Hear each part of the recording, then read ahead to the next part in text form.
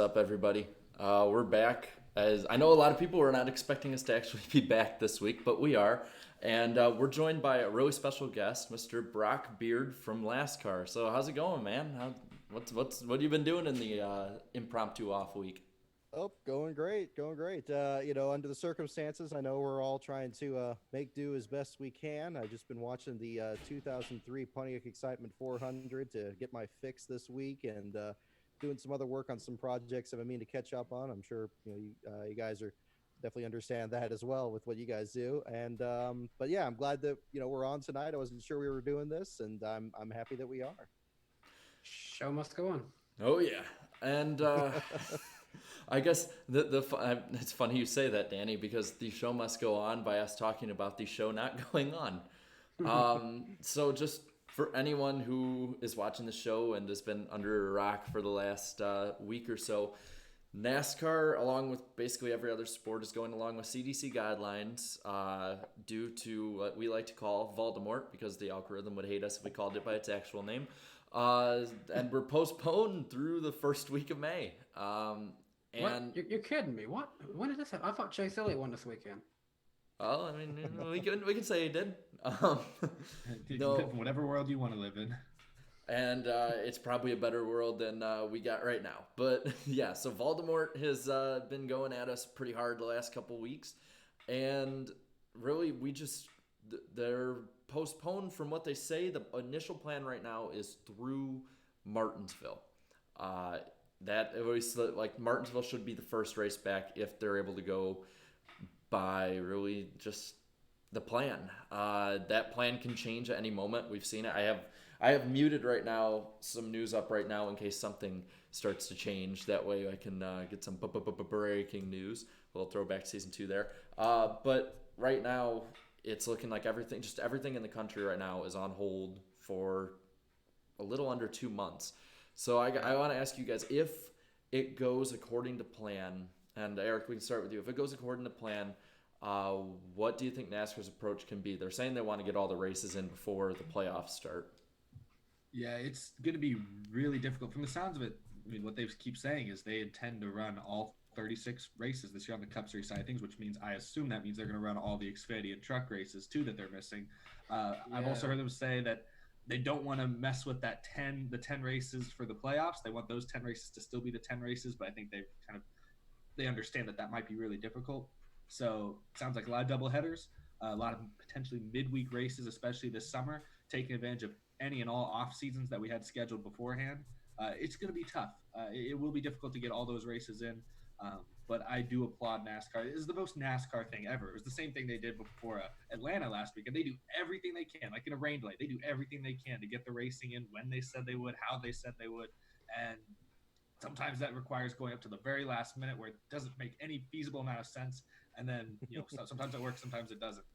So hopefully this is a case where it works, but it's so early to say. They also did say that maybe as early as this week, like in the next couple of days, they are going to give us kind of their theoretical new schedule for the rest of the year. And if they get that figured out this early, then maybe these conversations are easier to have than I originally thought. Because you got to deal with broadcast partners, racetracks, fans, the cities themselves. There's a lot of things moving because every sport is delaying their series or season or whatever it is to later in the year. So I just feel like there's going to be a lot of schedule conflicts that they need to work around. And we'll just see what happens. Here's my idea on it, and I think I'm not gonna be surprised, guys, if when we're doing this Wednesday night podcast, we're gonna be doing this while watching the race happening at the same time that we're doing our show. I fully believe that'll be happening a couple times this year. Now, what I'm thinking, just because of their time, they run into that time conflict of being able to go back and forth and do races during the middle of the week. Maybe waive the midweek testing, ban. Like if a team needs to go test a track, maybe let them do that because, quite frankly, when they do it in the middle of the week and trying to then get things done and during the weekend as quick as possible, they may just have to literally just qualify and race, and that's the only way they're gonna be able to get all this like back and forth done. And then maybe if a team wants to go test at some track during the week, maybe just let them go do it. What's Really, up, guys? How's it going? what's up? Really quick, I want to thank the gun for the $10 super chat. I see he has a question in the chat, so I'll just assume that was the question. Do you think the TV series The Stand was foreseeing today? I hope not, because that didn't end out as well for most people. But Brock, what do you think? Like NASCAR, at least if they're able to go to plan, how do you think it's gonna sort of shake out with this? Well, Eric raises some really good points here on this. Is that I do think we're going to see a lot of midweek races and a lot of just trying to fit these in wherever they can.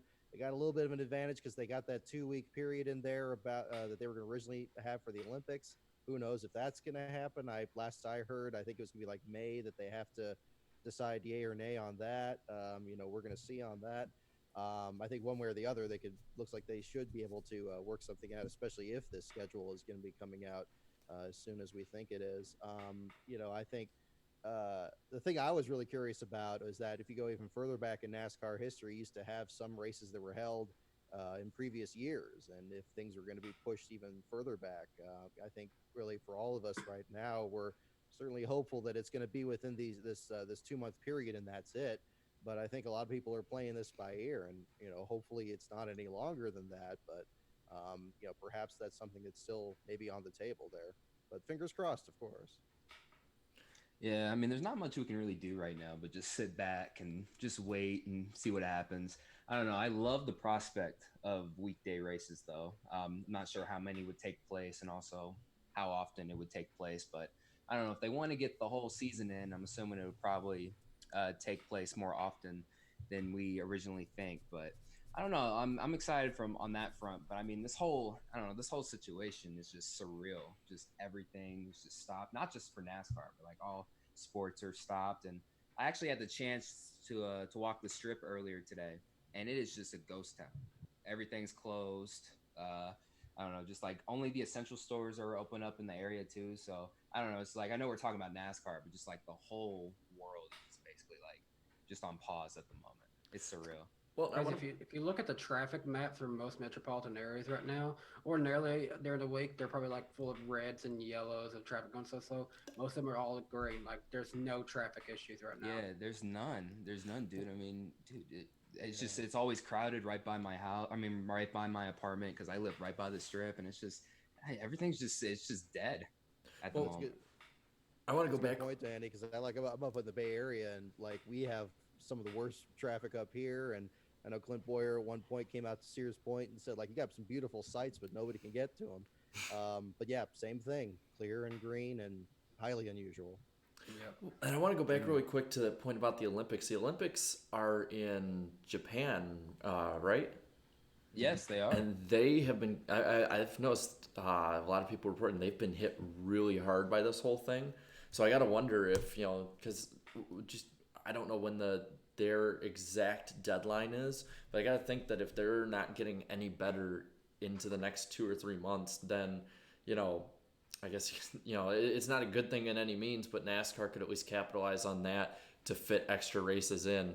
I mean, midweek races, I personally, long-term aren't for them. I don't think they would work ratings-wise, but I do think this year, if we want to get them all the races in, and I really think this 8-week window, if we go anywhere past that, that's where I think you got to start talking about canceling a few of them if you're not going to extend the season, and how far do you want to extend the season too? It might be a big question. It's just there's so many questions right now because you could, I mean, hypothetically, if you're racing in the hotter climates, with some of these races being, postponed, you could Texas race in July. Oh no! How about that? But if there's like maybe a race in Florida, I mean, could you race in December if that has to happen? I guess there has a NASCAR definitely, and I trust that they have a limit. They're not going to be racing on Christmas Day or anything, but there's got to be a set limit, and they have to basically. I don't think they can promise stuff at this point. Like I'm hoping they don't do what they were kind of doing with the next gen and being like, we're going to have X at this and this and this and this, and then have to roll back on it. Just sort of, at this point, be more fluid with it, wait for more news to come out. But I would like if they could at least release it as an outline. A really quick one, I think the gun again, $5 super chat for asking, do you guys think NASCAR should seize this opportunity to race now? Every other sport is on hiatus. I think the problem with that is that the government probably is the one that told them. We've already like they said you can't have group gatherings of really more than 10, and that would Yeah, no, the Can't do government it. Poor is gonna Philip shut Rivers. that down. Oh yeah, that's right. Kid has- With all of his kids, all of his like 11 kids. like even I've seen like I was gonna be going to WrestleMania. Obviously that got shut down and I canceled my flight, got all my money back from all that stuff. But their plan is to do it inside of this empty performance center. But I'm sitting here thinking like, well dang, for them to even do that, that's way more than 10 people just to do that. Oh, by the way, WWE with no fans is now the most hilarious thing on the internet right now. Weird.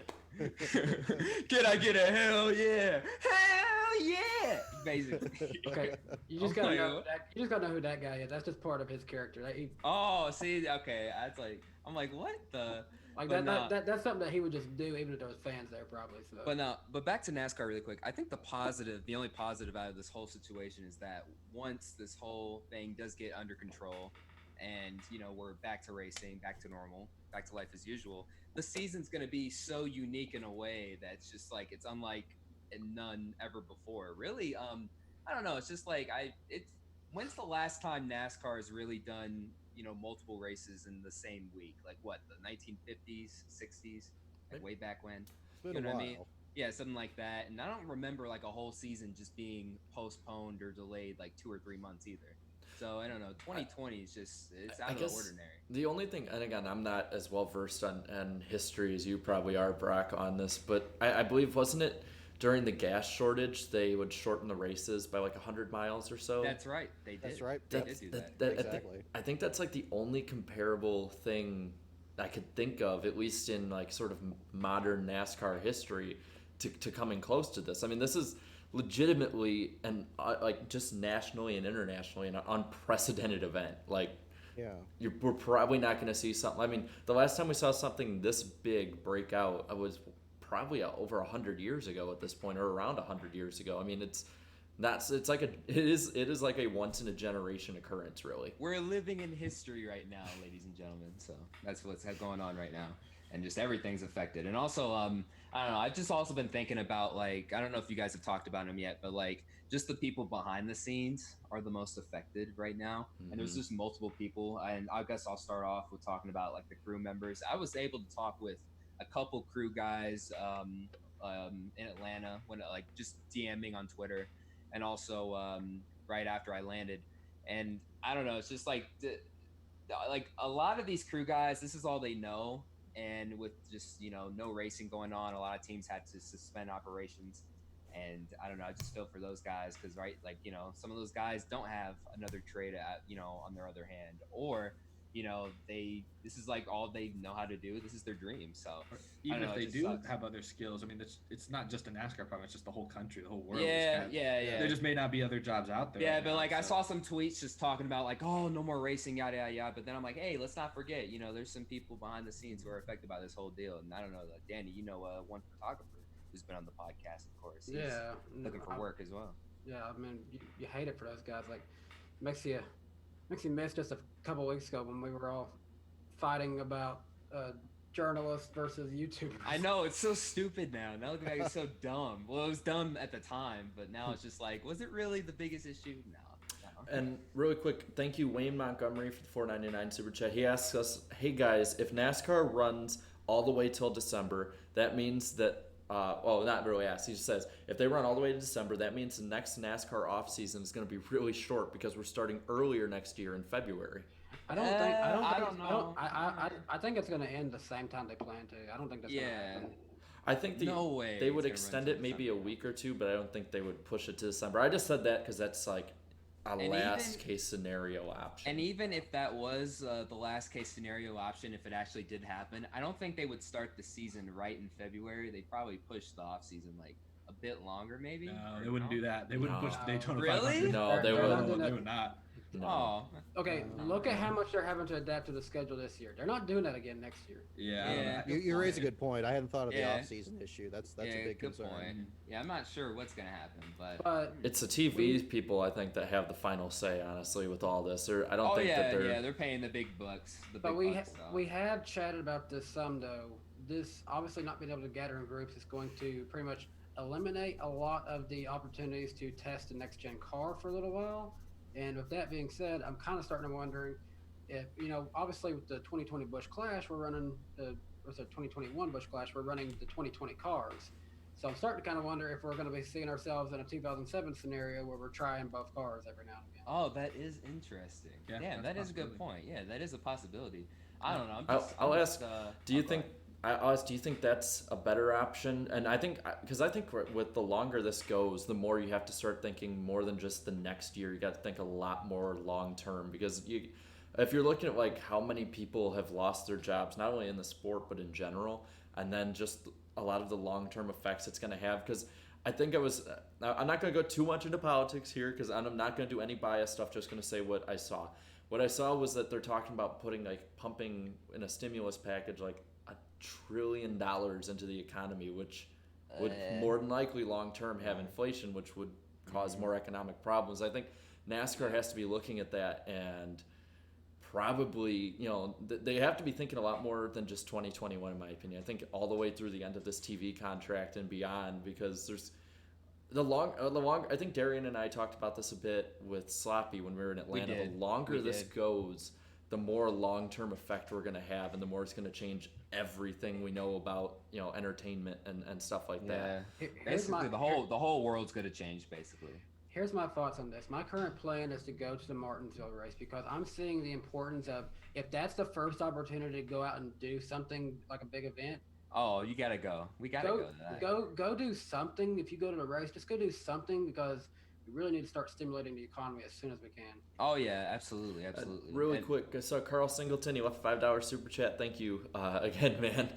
He said, "I love the name Voldemort virus." Jarrett, Harry Potter fan by chance? Yes, I am. I still have yet to be demonetized on the podcast and my last. Well, you shouldn't have told us that. Yeah. But nobody's done anything but at the same time, no one's at the YouTube offices either. So hey, good point. Yeah, exactly. True. Hey, Jarrett, have you had the opportunity to tell everyone like what our whole Atlanta experience was like, or what? Well, where do we start with working out or sitting and doing nothing? No.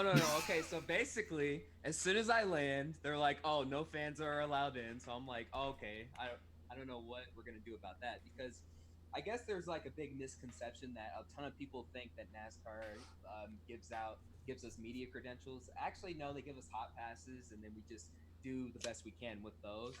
So basically, we don't fall under media in that category. If you have a hot pass, I mean, you're just another fan. So immediately, I'm like, we need to work something out. And then as soon as I get out of the airport, I see David Starr to my left, and I'm like, "Hey, what's up, man?" Like, because I don't know, just growing up, I always watched him in the Truck Series. Cool guy. I got to take a picture with him. That was cool. And then I saw Sloppy. Then he picked me up. Met his parents. His parents were pretty funny, right, Jared? Like his parents. They were really cool. I'm really thankful they let me stay that extra night. And then that dog from Satan too, whatever her name was, friggin' Satan. Yeah. Really quick before you go on, thank you Corvette Racing 48 for the $9.99. You were saying the Voldemort could affect NASCAR long term, like 2025 onward. How far exactly? Again, that's just all up in the air. I don't know. Now. That's to be decided. This is all us just thinking of things that could happen. Yeah. It's not saying it will, but Yeah. I'm just thinking that they're not going to have as many chances to test the next gen car now. Yeah. And plus, and here's another thing I was just going to mention. And I hate to bring up teams like this and kind of make them sound bad, but think of a team like a Starcom Racing. They don't have the greatest funding coming into them, and the next gen car front row. Yeah. The next gen car is going to be expensive as it is, and with them basically just going months without even getting to compete and make their money back, well, what's that doing for them? It's worth pointing out that assuming NASCAR still runs the 36 races, Cup Series teams will still get 36 races of charter money. That's a lot of money that a lot of those smaller teams that you just mentioned rely heavily on. That's why you see teams in the back of the field with no sponsor in the car still staying in business because of the way the charter agreement works. So if they do run all 36 races this year, it'll be interesting to see how sponsorship works. They might get less money from sponsors because certain deals fell apart, other deals are scrambling. But I think if they still run all 36 races this year, most of the teams are not going to come out that far behind their beginning of year projections. It's just they're losing money these 2 months, and then potentially if things go according to plan, they could be blowing up. This summer could be one of the most lucrative summers in recent memory for some of these teams if we're running 3 races a week. Now, going you guys are talking about long-term effects. I don't think it's a NASCAR thing more so than just a world economy thing. Think about one of NASCAR's first most noticeable declines hit around the same time of the '08, 09 recession. That was kind of went hand in hand in that sense. So I don't think there's really anything NASCAR is going to do wrong, or that's really going to affect NASCAR specifically, that isn't also going to affect other natures of business, other avenues, other industries. The only way I think, the only specific to NASCAR thing it could affect is the next gen car and how that's going to work next year. And I like Danny, I think it was Danny said the idea of doing like an '07, or I don't know who it was who said it. Somebody said something about '07. Yeah, the whole '07 seasons. I don't know if that would happen. That would seem difficult, but maybe that's would be next, because NASCAR said they're still planning next gen car will be on track. But my bigger fear isn't with the testing, it's with the vendors who are building the parts. Are they still working? Are they still building the parts? I don't think so. There are a lot of companies who are just selling, work from home, and if you can't do the work from home, then you're not working for a little bit. So exactly. Straight up. That's what I'm worried about. I'm thinking that we might also run into a problem of some companies, if they're losing money right now, then they may not be able to do their sponsorships the same as they are right now, for next year. Yeah. Some companies I think we find, like Kroger, obviously it's like they're having Black Friday right now. They can't keep the stuff on the shelves, but other companies may not be the same way. Oh yeah, if you're one of the douchebags who bought like 20 cases of water, please stop. No. It especially sucks for like the area I'm at, because we basically have been hit by a 1-2 punch. We had a tornado, and people were buying stuff and donating it to the people who needed it, but then everyone started panic buying everything. No, the funniest thing out of this whole situation though, my roommate saw this on Let Go. Somebody was selling one single bottled water for $15. That's the funniest thing I've seen. Really quick. Thank you, Beast of Metal 1989, for $10. He said they should push the 500 by 1 week. Compressing speed weeks was always dumb. As far as cancellations, cut the affected dates to 2-date tracks. First, save the affected 1-date tracks as long as they can. So actually, that kind of leads into where I wanted to kind of go with this. If NASCAR has to, because I know that President Trump had said that this could go all the way into July or August. If it gets canceled that long, what do you think? Like, or just longer into May, into June? What should NASCAR's plan be? I want to go with you first, Brock. Like, what do you think? Like, more cutting the 2-date tracks, or just canceling stuff altogether, cut the losses and go for next year? What do you think their plan should be if it goes into the summer? It's a tough one. I kind of like where Beast of Metal's coming from, that, at least making sure that every track gets at least, like, it's as if possible, every track that has a date at least gets theirs. At least to kind of spread the wealth around, if any. I mean, we talk a lot about, stimulating the economy, and then of course that's not just the track itself, the whole, towns and everything in the area. Maybe that helps. I don't know how feasible that will be. I mean, because then you're talking not just about moving dates of events that have already had their dates moved, but dates that perhaps wouldn't have been affected already. I know Phoenix, for example, even last fall, they were already like full bore promoting the fact that they were going to be the championship race. I'm sure it was just like that last week. It's tough. I think that would be something worth at least looking into. I don't know how it would work, but I think it's not a bad idea, at least. If it gets delayed that long, I'm not even thinking about NASCAR at that point. I'm more concerned about like the other motorsports. F1's obviously going to survive that big a hit. IndyCar, I don't know. Me and Jarrett, we've been going talking about this back and forth. I mean, I don't know. There's cause for concern. I mean, I'm not sure. I mean, David Land has even said on Twitter, I mean, IndyCar can't afford that long a wait. Because, I mean, the Indy 500, I mean, that's their moneymaker. It makes them most of their yearly income, I believe. I'm not sure how much exactly, but it's there. But I don't know. I'm just more concerned about, those guys over there. That's and also NHRA as well. Yeah. I mean, other motorsports are going to be heavily affected too. I mean, the good thing with NASCAR and F1, I mean, they have enough money, enough power to basically take the hit. But I mean, it could be a situation where, and I know this sounds crazy now, but I mean, if the possibility's there that it could happen. I mean, F1 and NASCAR, perhaps maybe the only two motorsports left. You know, At least that for the survived hit. foreseeable future, at least. I don't really want to speculate about. Yeah, I feel like this is a lot of hope just that's not the case. speculation. I don't want to. Well, no, it's a lot. Well, no, it's a lot of. It's only speculation, but I mean, I feel like it's. I don't know. I'd rather keep it a little more on track. Like going back to the original question, it sounds like I read an article from the Athletic that Homestead, Miami would be the first track to go entirely, which is weird because that they only do have one date on the schedule. Yeah. And apparently, the reasons they cited was because they had a lot fewer ticket sales this year. No surprise, they're not the championship race anymore, and so that's why it would be the first one to get cut. So, I do think if it goes much further than the 8 weeks they proposed, there will be cancellations. Homestead would probably be first. I don't know what at that point. I think they would probably. I would hope they would try to give like Atlanta its race and maybe cut like one of the Texases or, unfortunately, maybe one of the Bristols. I don't know. I hope they would do that, but they might have to. It sounds like I don't know what you guys' reaction is. That sounds like Homestead could be their first one that gets hit on the chopping block. So I could see Vegas getting cut too, just to get the schedule over with. I could see it getting cut as well. But I know they said they didn't want to touch the 10 playoff races either. I was looking well, man, if that's the case, then. But at the same time, I don't really see the reason to get rid of the playoff races either. At the same time, Bob Pockers had said he put on Twitter that the playoff races they don't need to be in order, so they can switch stuff up if they need to. Okay. But then I saw other reports. I saw other reports saying that they wouldn't do a doubleheader around the playoffs. So stuff like if like Richmond or Bristol or Kansas, if they had to, they'd have to do different dates. And the thing that I'm also thinking about with a lot of this restructuring of the schedule too, is a lot of these dates getting canceled had, the Xfinity Series and Truck Series with them. So what happens to those races? Those just get flat canceled and we try again next year? I have a feeling a lot of those teams down in those series cannot afford missing so many races that they plan to do.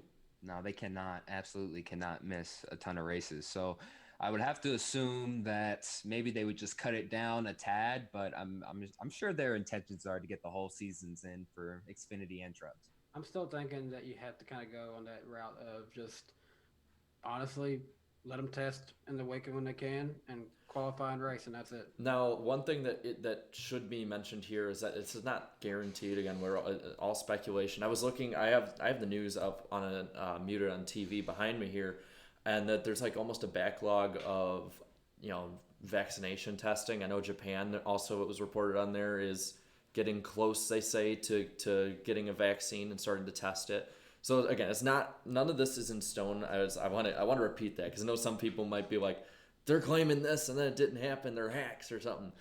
So just so that we don't have that problem. Then thank you, Levi, for the $1.99. It says, as a worker in motorsports, I'll keep my hopes up. That's definitely where we're at. That's all you can do. That's all you can do at this point. The realistic possibility is that likely there won't be an actual vaccine until sometime next year.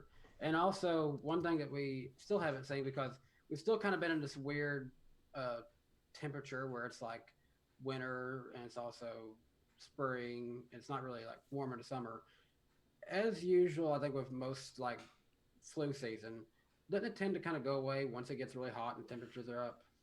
I saw some people talking about that. I also heard some, and was reading a few different things. Again, this is the problem right now is with social media. We have that overload of information right now, so we can see and hear so much stuff from people who are experts, but there's bound to be disagreements. I saw some saying that's the case, others saying it's not the case. So it's just, who knows? It's all. I mean, at this point, it's just pointless. Nobody knows anything right now, so that's about it.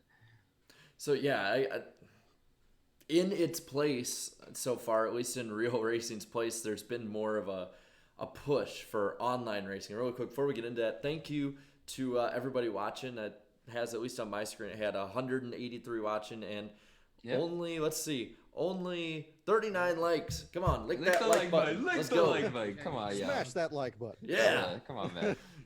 Give it a good time. So not too good. Not too good. Not too good. That would be disturbing. But in real racing, and again, I don't mean this in disrespect, but in real racing, in physical racing's absence, we've had a huge influx in the amount of online racing. this week we have the preseason for the Pro League starting up. Our boy Slappy Joe is helping out with announcing with Hannah Newhouse. So Yeah, congrats to him, man. Yeah. He's working hard. He's grinding, man. We had, of course, the iRacing series. We had the Replacements 100, which was thoroughly dominated by Josh Williams, the spotter. And what's funny, what's funny is I got them both mixed up. I was like, wait, Josh Williams, the driver, won? That's awesome. And then I was like, oh no, it's the spotter. That's right. Because I was like, why is he driving a 12? Yeah, and then it turns out it's a Blaney spotter. Maybe that Josh Williams ought to drive something though. And thank you for your super chat, Carl. But I'm not reading that. But thank you for the super chat. Everyone can read that if they want, but I will not read that. The usual. We love you, man. But so there was also some news about how they're looking at having more online races with almost like a Replacements 100, but with just different drivers coming on. I think this week, I don't know where it's going to be broadcasted, but Fox Sports is going to help with it. I don't know if it's going to be on Fox Sports 1, 2, online. But of having another race like that, I saw some names. Dale Jr. was involved. I also saw that Kyle Busch, I think, is involved. William Byron, a few others. So I guess for these 8 weeks, or hopefully not, but possibly more, what do you guys think of this turn? Well, go ahead. Sorry. I think Kyle Busch kind of shocks me. I haven't really heard of him like doing much with iRacing, really, aside from his team with Malik Ray driving. Yeah, it's inspired me a little bit to maybe do a little event race on like Heat 4 or something like that, a little casual event. I think we were talking about that a little bit. There was rumbles of something like that. We haven't really heard much about that, but there was rumbles about that. Yeah, so I mean, that'd be pretty cool. I don't know, it's cool to finally see it get some publicity, like way more than usual. If you've been watching for years, like I have, and a lot of us on the panel have, I mean, you're not surprised. It's deserved this much publicity for a long time, at least on the iRacing side of things. They've been working hard trying to, make that. I mean, like, I don't know why it still gets a reputation for being a video game by boomers, which is like, it's totally not true. It's absolutely not true, man, at all. If you want a video game, go get your PlayStation 4, get a copy of NASCAR Heat 4. That's a video game. iRacing, you feel the car changing every lap. Granted, you feel a car changing in NASCAR Heat 4, but you feel it changing so much more in iRacing. Yeah. Wait, so you're telling me that I can't just flip out of the track if I hit the apron on iRacing? No, that's just a Heat 4 thing. That's it.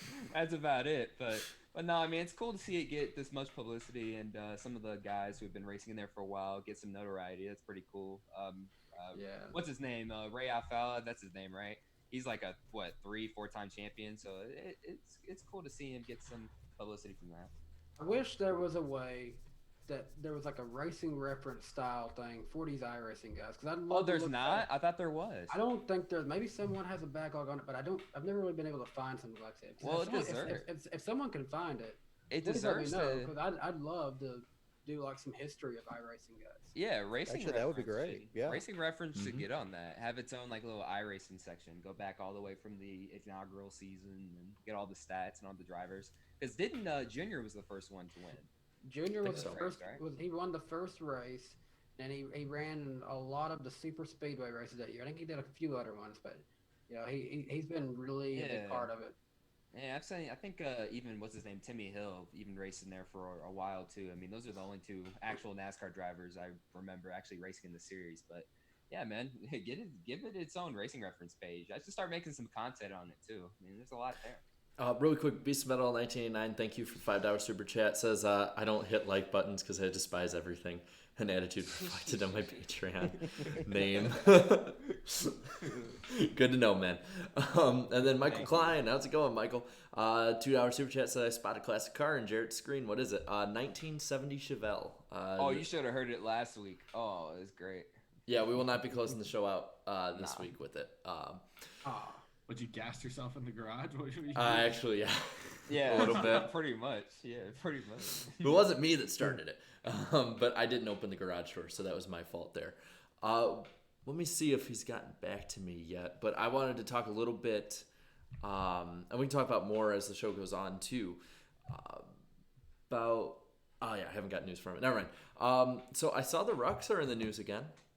Oh my God! For what? What they What do are they in now? there now? Wasn't it the Danny? You were telling me telling us in the chat you were listening to a podcast with them or about them. Oh. Okay. So here's what happened. I ended up deleting the tweet because I got everything confused. So I have a Facebook page for DannyBTalks. I don't really use it that much, but someone reached out and sent me a message on it, and I was like, they were saying they were hearing the guys from Barstool on NASCAR's XM radio station talking to the Rucks. Like the Rucks were actually on the show with them. I thought they were just talking about them. No, they were on the show. Turned out it was actually Barstool's podcast, and I don't know if maybe NASCAR's XM channel was just playing the podcast and plays of other stuff. I don't know what that was, or if they was listening to podcasts and just kind of confused at what they were telling me.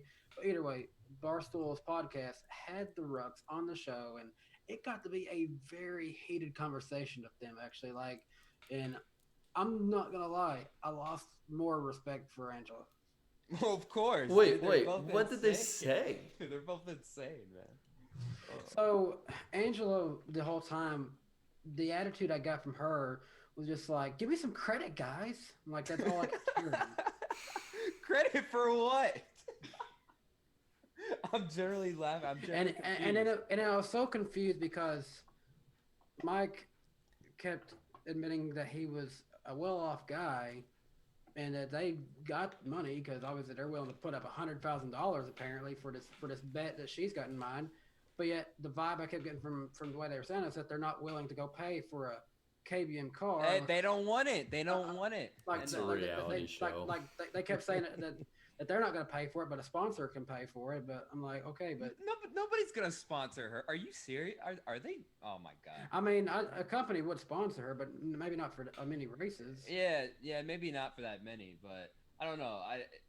The whole thing's a circus at this point, and that's one of the downers to the Atlanta weekend not happening because I was so ready to try and get my interview too. I was so ready for that. I had the questions already out and ready to go, man. But it would have been awesome, but that'll wait. I hate to say this because, like, you know, people give a lot of criticism to someone like, you know, I got nothing against her, really. Natalie Decker. People criticize her, but honestly, I think she could probably outrace her. Oh no! She's like every female driver in the history of racing is better than Angela Ruck. That's a like I hate to. I sound like being such a negative person against her, but honestly, I don't have much that I can really respect. Well, there's nothing to respect. That's what I said. What I just said. I mean, sorry to be so blunt, but I mean, her whole career. I mean, she's just caused nothing but drama and problems. And I don't know, just like her and her husband are just super toxic. I mean, way back in like 2011, 2012, was it? Just getting into the argument with Harvick and stuff. And then fast forward to, you know, this year, and then you're getting into the same beefs and, you know, all that sort of thing. It's just nothing productive whatsoever. Like, you don't get handed opportunities like this by causing negative attention. I mean, it's a real shame. It's just like, it just shows that. I mean, do you really think that team wants to hire her and her mess? Probably not. But the team she's racing for, he was quick to put out a statement, pretty much saying that he doesn't agree with anything she's been saying. Yeah, of course, because I mean that's his reputation on the line too, and I mean he's the one who has to deal with it most because you know he's writing out the checks. I don't think he's not going to fire the girl over this, but you know No. he's because obviously she's bringing in funding. Yeah, she's paying. She's paying for it. But you know, she keeps doing this. He's gonna probably think twice about next year. Yeah, no, most definitely. But yeah, I don't know. Didn't Boyer? Yeah, you said Boyer called him an idiot, right? Boyer just straight up called, if not Mike, if not both of them, clowns. No, well, I mean, he's not wrong. I'm not crazy about like the stuff that Angela Ruckus said, but Mike Ruck's the one that I don't like. He's the one I have the biggest problem with. Just stay quiet. You know? I mean, no, the stuff he was saying it's about all for a Harvick's show. wife, It's too, all for a show. That's what it is. It's literally they have a I forgot what it's called, but they have a reality Facebook TV. show. Yeah, Facebook show. It's very popular. And it's like the bad thing is it makes you want to watch because you want to see how they spin it, but at the same time, like I don't want to watch it. Yeah, Like, I mean, I don't have Facebook. like I said last week, it just shows you how fake reality TV is. It's just a show. It's not real. Yeah, I'm glad I only have a burner account that I never go on for Facebook. Thank goodness I'm not on Facebook. It's not this. So we talked about this a little bit earlier, but I want to get back to it because there could be effects for later in the season with the championship. or just even the races that they would have been for. But NASCAR has banned all wind tunnel testing with the current car. So I guess I want to ask, I'll ask you first, Eric. What do you think is going to be the immediate and then the season long effect of this, especially if we do just go straight to the next gen next year? Yeah, so it sounds like they've basically banned all testing of the current car for this year until the end of April, I suppose. I don't think it really is going to have much of an effect on this year. I mean, the reason they did it, I believe, is because they don't want the big teams that still have the resources to pay people to just get even further ahead from the small teams who are really they're forced to shut down right now because they can't afford to pay people without getting paid from racing. So I think they did it mainly to keep a semblance of even competition out there. That being said, I don't know how much further that would affect this year's racing because ultimately, I guess everyone's going to pick it back up in the beginning of May as of the current timetable, and they're going to get right back to it as they always have been. I think, once again, this does go back to the next gen. Since it doesn't include next gen testing, that makes it sound like behind the scenes, NASCAR was still working on the next gen. I mean, the teams aren't supposed to get the next gen car until like July anyways. That's how it was originally reported. So if this were to last till July, then I feel like that really comes into play because at least then, I don't know, at that point, would they extend the ban? I don't know. Like right now, the ban is only through April. Would they let them test the next gen car? I guess they would. I guess they would. I don't really see why not. So again, I really only see this affecting 2021, and that's only if this lasts longer than April or May or whatever, May 3rd or 4th, whatever it is. That's the only way I really see like it becomes a super noticeable issue or could affect anything. I am glad they are delaying testing just because the smaller teams, they can't afford it. They just can't afford it right now. And obviously the bigger teams with their, unlimited budgets, I mean, they would just take full advantage of it, obviously.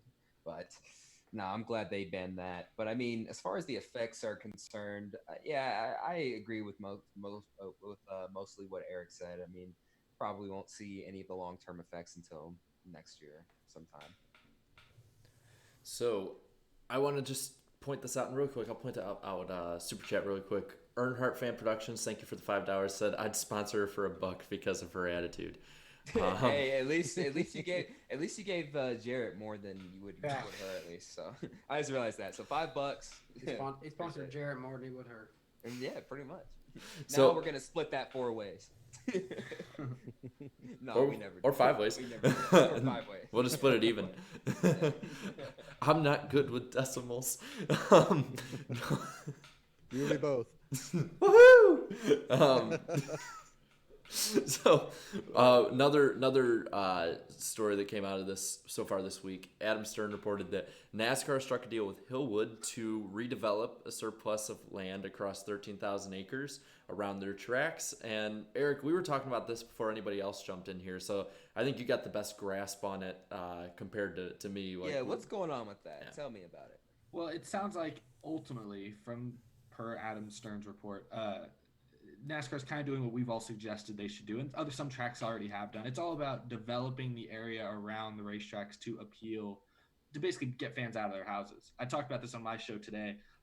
In 2020 and beyond, it's cheaper and more convenient than ever to just sit at home and watch sports. You can buy an 80-inch flat screen TV for not that much money. You can buy a nice couch, drink cheap beer, eat cheap food, do whatever you want. AC. And back in the day, you had NASCAR Hot Pass too, so that was even more tempting. Yeah. But so I just feel like nowadays the average sports fan, I mean, you look across multiple sports, Major League Baseball, their attendance figures are down a couple percent year to year these days. And there's various reasons why, but I think the number one reason just across all sports is because it's more convenient than ever to just stay at home and watch on a big high def TV. You see more replays, multiple angles. You have good internet, which is why I'm hopeful. It sounds like they're going to hopefully upgrade some of the internet at a lot of the tracks that come in. And here. also, if your team sucks, nobody's going to show up. So you don't have to wear a bag over your head to go see a team. It's way too convenient to watch things at home now, and that's affecting all sports. So NASCAR's trying to finally I think they're a little behind on this, but they're finally starting to go out, and it sounds like they're working with a company on primarily, he listed a bunch of cities, and it sounds like they're pretty much all ISC track cities, which are now owned by NASCAR, so that's why they have direct influence and can really make this happen.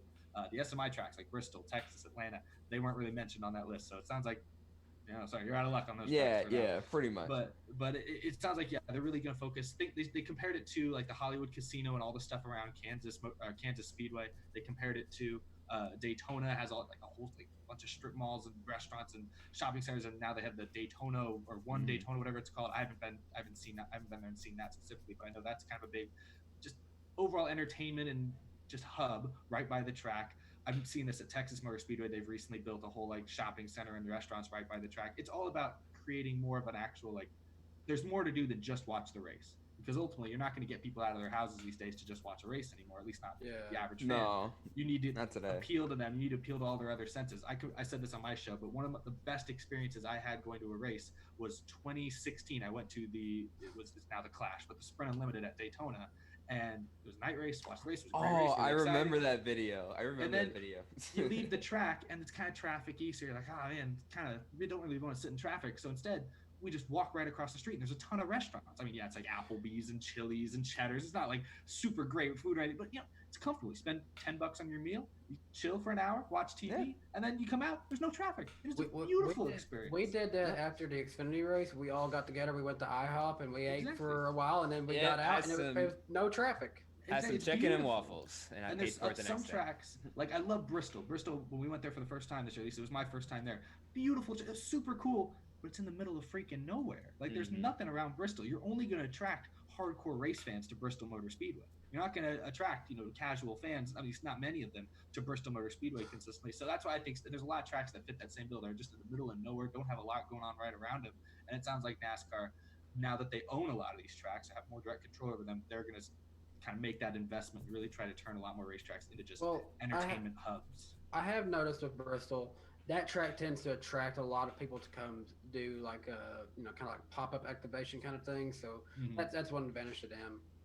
Yeah, I mean, that's just one of the drawbacks to having, such good racing in such small markets. You kind of have to appeal to not only the hardcore racing fans more these days, you have to appeal to, just the casual fans as well. Because, I mean, the hardcore fans, they're going to show up no matter what. But the problem is there's, how many hardcore fans are there, today compared to 20 years ago? I mean, obviously, it's not even close. So, it's shrunk a bit. But, I give these tracks props for trying to, make light of, their, surroundings and trying to make, life a better situation.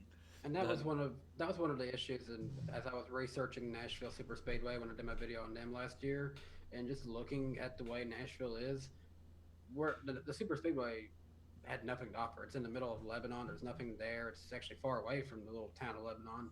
It's not even in Nashville, but versus the Fairground Speedway, it's just it's 8 minutes from downtown. Same with Chicagoland as well. It's not in Chicago. It's in Juliet.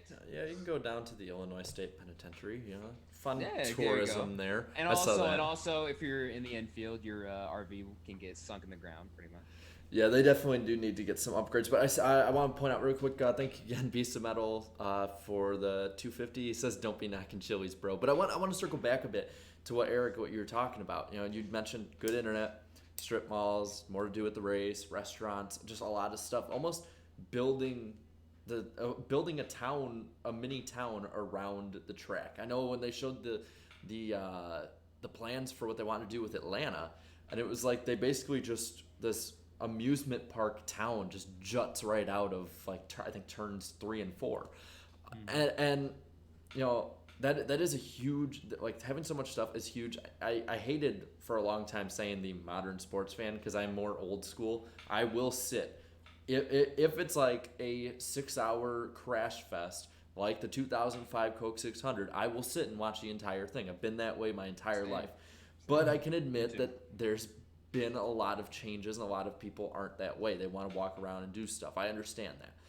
And good internet, that's a huge one right now. Now when we're at the track and we're trying to stream from there or trying to do something, Eric, your stream from Vegas live from the garage that's not possible much. No, that was lucky. No, that's just Vegas. That's because everyone cleared out because of the rain. and a lot of younger fans and a lot of younger people sort of coming into the sport, a lot of newer people that are working online, they need that. I mean, it's you can see just from tonight how good. I mean, I'm assuming people in the chat, haven't complained at all about anything, lagging or any drop that's very frames. good. We're almost an hour in, know. and there's not a single drop frame so far. You know, and this That's is a 5G. new record.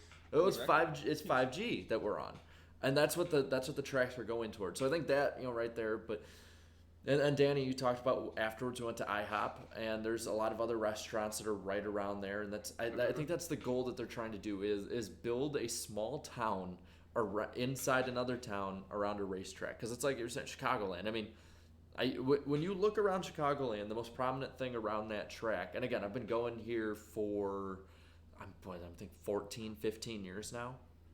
The most prominent thing when you look around that track is there's a giant ass IKEA right outside turns 3 and 4. Wow, It's what a What a And- city. and as awesome as Talladega is, it offers nothing there at it. yeah. it offers the infield. That's all it offers. The Yeah. infield's cool. Yeah. But I mean, but I The mean, infield's fun. but I mean, if you don't have access to the infield, you have nothing. Oh, good point. Yeah, that's right. Good You point. watch from afar with binoculars. Yeah, pretty much. Watch all the chaos unfold in there. And I think that's really where not only NASCAR but all sports are going towards. I noticed this the first time I went to a Vikings game in 2009. Is that they build, you know, they have tailgating around it, but they build like stuff even during the weekend around it. So you have tons of stuff to do around the stadium. And that's back when they played in the Metrodome. You know, I can't imagine the stuff they do now in the bank. So I think this is NASCAR, you know, in some ways NASCAR needs, because I would say old school in a lot of ways. They need to hold on to a lot of traditions. When it comes to how the fans get around and what stuff they can do around the track, this is one place that NASCAR needs to, and I think really is coming up to like the modern day. It's like between that and what they've been doing online, NASCAR is like just with incredible pace has caught up to where the modern sports fan is right now. And Brock, I want to hear what you have to think about this. Like, Sure. what tracks? Because I know you've probably been to a lot more than I have. What tracks do you think would really benefit from this kind of renovation? Yeah, I haven't really been to that many tracks. We've the push we've had outside of Sonoma has just been really these last couple of years. We've been doing a couple a year, but yeah, I've seen that trend too. And I know Eric Darian. I know I saw both of you over at Fontana. There were a lot of problems with the internet, at least for me. Oh my gosh, yeah. So- Yeah, it was like on and off for me. Yeah. For us all weekend. And that's the big thing. I mean, because especially nowadays, it's all about like showing that you're there somewhere. You're showing that you're interacting with things. You want to get that stuff out. And even on the media side, you had to literally either be in the media center or standing right in front of the media center door to get access to the Wi-Fi. I even went to the bathroom too. I had to There go you go. somewhere. Yeah. Right, somewhere. I think that's a good first step. I think that's a more, an attainable thing. Get that started. Show that, because then that gets the word out there and shows that all these tracks have, incredible access. There's all these things you can do, and then that attracts more people interested in adding more things. So I think it's a good way to kind of get there. I mean, and then there's other tracks, and again, I've never really had a bad experience at a track, but certainly there's ones where communication is more challenging. Certainly in Mosport, there were teams in the infield, they didn't even know how many more laps were to go in the race, because goodness. I mean, they were asking me, and I was like, okay, I'm texting somebody else and having somebody else. Yeah, find like out. I don't know. So I think that's a good first step, and I think when you do that, I think that'll bring in a lot more attractions from there. 'Cause it's like, well, hey, look how much exposure these things are getting. And I think that another thing too with all of this is just if you can get people who aren't as much fans as much as just like sort of, I don't want to say the word, but casual fans, if you can at least get them there to enjoy and see everything around it, because the hardcore, like we were saying, the hardcore racing fan's just gonna be the hardcore racing fan. They're gonna be into the racing. They will travel across the country. I've done so. I did so this weekend, or last weekend. Last weekend. So, but if you can get those people to get there, they know that they don't have to sit around the whole time. That's something I noticed about the infield of Chicago. As much as I might have ragged on them, it is really, really fun in the infield at Chicagoland. Oh, There's tons of partying. I've seen plenty of people in and around NASCAR who have gotten all sorts of fudged up. We'll just say that. I'll stay on my cussing abstinence here about that. But you see some wild stuff there. I'll just say that it is fun. You'll find some wild stuff in about every NASCAR infield, probably. But some more than others, though. You don't have to be a fan to have fun at a NASCAR race, and I think just adding to that is, not. I mean, and I think that's something like my dad and my mom when they went to their first. My dad brought me to my first race back in 2006 at Michigan. My mom came the next year for Michigan in June in 2007, and just everything, the whole atmosphere, everything around the track, and because they do have a lot in the track. There's a lot of stuff that you can do. Even back then, there was a lot of stuff you could do, and just all of that experience adds onto itself. And I think just if you add to the racing experience, and somebody can go to their first race and then experience all this stuff, have fun, want to come back. If you can have them wanting to come back, you have a potential racing fan in the making, right there. Right. Exactly. So I mean, yeah, tracks, just get on that. Just keep getting on it, man. And hopefully, the internet situation is going to be fixed though in the near future. Though, hopefully, it's hopefully its capabilities are a lot better than they are now. If I can fix my internet situation, you yes, can. If Jared can fix it, then yeah, I think these tracks, they'll be fine. I think I saw in one of the posts where I think it might have been yours, Darian, posting about the show tonight, and Ultimate Dragon left I laughed so much. What's the over under on Jared's lag issues? Yeah, 3. I'm like, no, that's a thing of the past. As long as he's at his grandparents' house, of course. That's the funniest part. And I'll ask the chat this in a minute, but I see, Eric, we're about to hit the hour mark. If you gotta go again? I should be able to stay on for about another. I could probably be on for 20 more minutes, so we're good. Okay, cool. Right, then I'll go. ask the chat right now because I want to see who's been at what races, what tracks from your experience, chat. Have you seen that would be good for this kind of stuff? What tracks are already really good for it, and then just what tracks do you? Are you just a hardcore racing fan that just sits there and watches the whole time like me? So we'll let everybody go through that right now, and I'm just right now. I have been watching this chat, and they are singing SpongeBob songs, and it is amazing. Yeah, I love the NASCAR podcast chats. I love them. I love it. I want to ask you, Brock. You say you go to Sonoma a lot. How is what would you say about Sonoma, and how would you compare going to a road course as a fan, as opposed to going to a traditional oval track? Oh, it's a good question. Yeah, my experience has been kind of backwards because that was kind of my upbringing. But Sonoma, they have grown by leaps and bounds, really, in their amenities over at the track. It is a track that is very much very remote, even though it's in the Bay Area, much like what you guys talk about with Chicagoland. It's definitely not in San Francisco or in Oakland or something. The area around there, you got wineries to the north, you got the water to the south, you got nature preserve to the east. So everything is pretty much contained within the track. But what they have done is, ever since especially 2002, when they put a lot of money into it, the tunnel under the straightaway to get rid of the bridges, kind of expanding the paddock area. So there's a lot of fan access and amenities they put inside the track. It's very similar to what you see at comparable oval tracks. Certainly and the internet's actually improved over there too. That's one thing they've worked on. I'd say probably in the last 2 years it's been noticeably better. So that's been an improvement. It's always a track I always try to get my friends and coworkers and stuff to go to. And I will say that it compared to an oval, there is a bit more hiking involved. I think that's true of any road course, whether it's the bush, the tree thicket over at Mo Sport, or the hill that gets you from 1 to 2 at Sonoma. But pretty much all those tracks also, they have a lot of shuttles and carts that really make that a lot easier. So I think in terms of the fan experience, that's really helped. Especially, I've been going there since '92, and back then it was really out in the sticks. And so nowadays they have the ability to travel around the track's gotten a lot easier. So I think that's also the track you discovered your favorite driver, Jerry Nadeau, of course, right? Absolutely. Yep. Yeah, Same one, 1998. I love that documentary, that Jerry Nadeau video. If you haven't seen it, you have to go watch it, man. It's amazing. Definitely. Oh, thank you. I want to. Okay, so the chat left a bunch of them. I paused the chat on my screen, so if I miss them, sorry. A lot of people put what tracks they were at, but didn't put anything about them. So just put a bunch of stuff. I'll be real. I've seen a lot of Richmonds in the chat, but one of them here, Cade Stout said Kansas has a ton of development around it. Needs better internet. It is. It's When I was at Kansas, that was one of the racetracks I've been to. It was like the city sort of almost was built around it.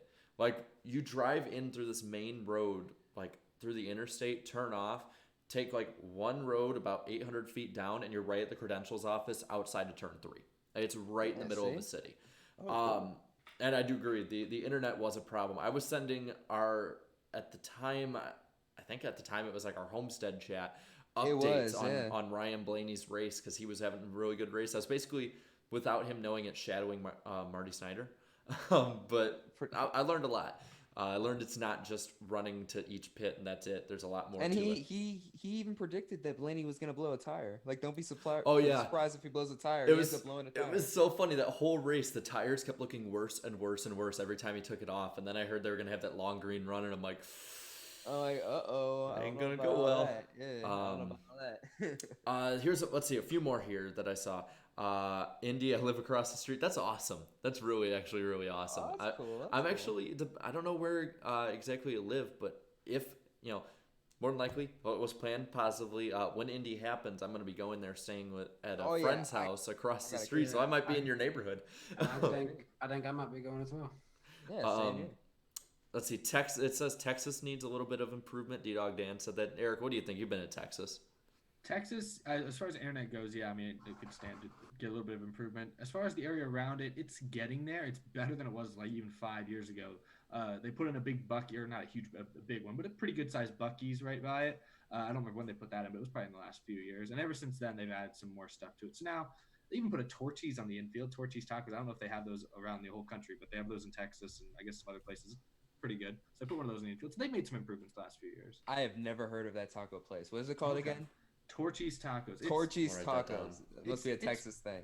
Let's go get some when we're in I wonder town. where it originated. I'm gonna look it up. I wonder where that originated. Me and Jarrett, we're gonna come down to Houston and go. We'll go eat some. Let's see. So Charlotte is one. Said Charlotte's good. Another is a hardcore racing fan like me. Yay! I saw somebody saying Darlington. They're okay, I guess. Their internet's all right. Yeah, Darlington's is pretty good. Yeah. That's cool. That's I think what Jake and Slap were saying. They were there last year. Oh yeah, that's right. They were. But isn't the track in the middle of nowhere basically too? It's pretty remote. It's like by a swamp and that's it. I think it might be one of those things that with there not being as much right there as it is, like most of the signals are not getting ate up by not only the people there but the people who live there too. So yeah, good point. Let's see. I'm gonna scroll a little bit through here. Let's see. Someone said Watkins Glen is lit. A lot of yeah. I've seen that. A lot of people say that Watkins Glen is a great experience now. And then I'll just do this the last one. I see there's a super chat. I'll get to it in a second. But I want to, Danny and Eric, I know for sure you guys have both been at Talladega. They said Talladega's great. As far as at the track itself, once you're there, like they have some good stuff. I mean, the new garage is really nice. If you paid a little bit of money, I don't know how much it's like. It's like the same cost of like a pre-race pass. If you get in there, it's really cool. Food's fairly cheap, cool atmosphere, great access. Around the track, I don't know. It's in the middle of nowhere. Again, it's kind of in the middle of nowhere. This is in the middle of nowhere. I don't remember when I went there. I stayed at a hotel about 20 minutes out, and I think there was like a McDonald's by my hotel, so that came in clutch for breakfast. But other than that, that was about it. I don't remember there being a whole lot else. It's pretty far out there. Yeah, there's not really a lot there, and it's you gotta go a little bit off the interstate, and really just for a bunch of roads and really nothing there, and then there's racetrack. Yep, that's a roll tide setting right there. That's for sure. I definitely want to echo the Watkins Glen being lit there. It is for sure because the fan attention there is great, and the internet's really good there too. I got to say, I was in turn 1. My brother was over in turn 10, and we were able to text back and forth like real easy. I didn't know that. It is a little bit remote though. The village of Watkins Glen's down the road, and village. Yeah, the village. That's what they say. The village. definitely. If you ever in the village of Watkins Glen, definitely make sure you stop by Smalley's Garage. They were the folks that were nice enough to welcome myself, the McDuffies, and Charlie Birch there for the book signing there. They got a signed JD car in their garage stall there. So that's always cool. a cool place. That's awesome. That's awesome. That's awesome. Said Smalley's Garage. Smalley's Garage. It's right Yeah. on Main Street there, and it's like it was the front stretch of the old 1948 course, and that Oh, Smalley's Garage nice. used to be the tech inspection location.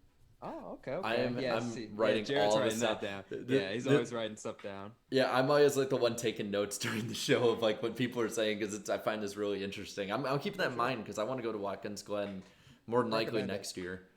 Yeah, I recommend all the road courses. I mean, Sears Point, Watkins Glen, they're all fantastic. I'd recommend doing them all at least once. Well, it's crazy because provided everything works out, I get to go to Indianapolis this year. That Xfinity race would actually be my first road course race. So We have to There we get IDK player to Indy to see Tony Stewart race. We have to. That's his guy. That's his guy There we go. That'd be funny. Oh, that's right. I forgot He's about doing that. Yeah, he's doing Yeah, the Xfinity he's doing race. it. Yeah, he's gonna do it. Yeah, it's gonna be great. So we have to get IDK player out there. Sorry, We'll Eric. make it happen. I know you're not a Stewart fan. I'll watch. I'll root for him. I'll root for him. This Yeah, is fun. yeah. I'll root for I him. liked, and we'll get to Yeah. this in a bit about the Twitter autographs. But when was it Rusty who was it that sent you the one of Oh Stewart yeah, and Kenza? Rusty sent. He sent me a photo of Stuart wrecking Kenseth in 06 at Daytona just on purpose and wanted me to sign it. And really quick, thank you, Brandon Badgett, for the $5. Says Darlington is fun, not gonna lie, but it's in the middle of nowhere. I drive down from Mooresville, but once I get past Charlotte, it's nothing but cornfields. Then you are in the I knew Illinois it. section of it I because knew it. that is Illinois. Yeah. Like I like- knew it was like that. I driving down from the northern tip of Illinois down to Atlanta. It's like corn all the way through Illinois. You hit the Kentucky state line, and all of a sudden, hey, look, there's elevation changes here, and mountains, and we don't- something. We don't have cornfields out here in Vegas. We don't have many of those, but but no, like that's yeah. But I knew Darlington was like by somewhere like that. I know it's by a swamp too. If you go to like Florence, that's like the biggest like nearby city. There's a lot of like nice restaurants and stuff there, but it's not really within walking distance. It is like a short drive. Okay.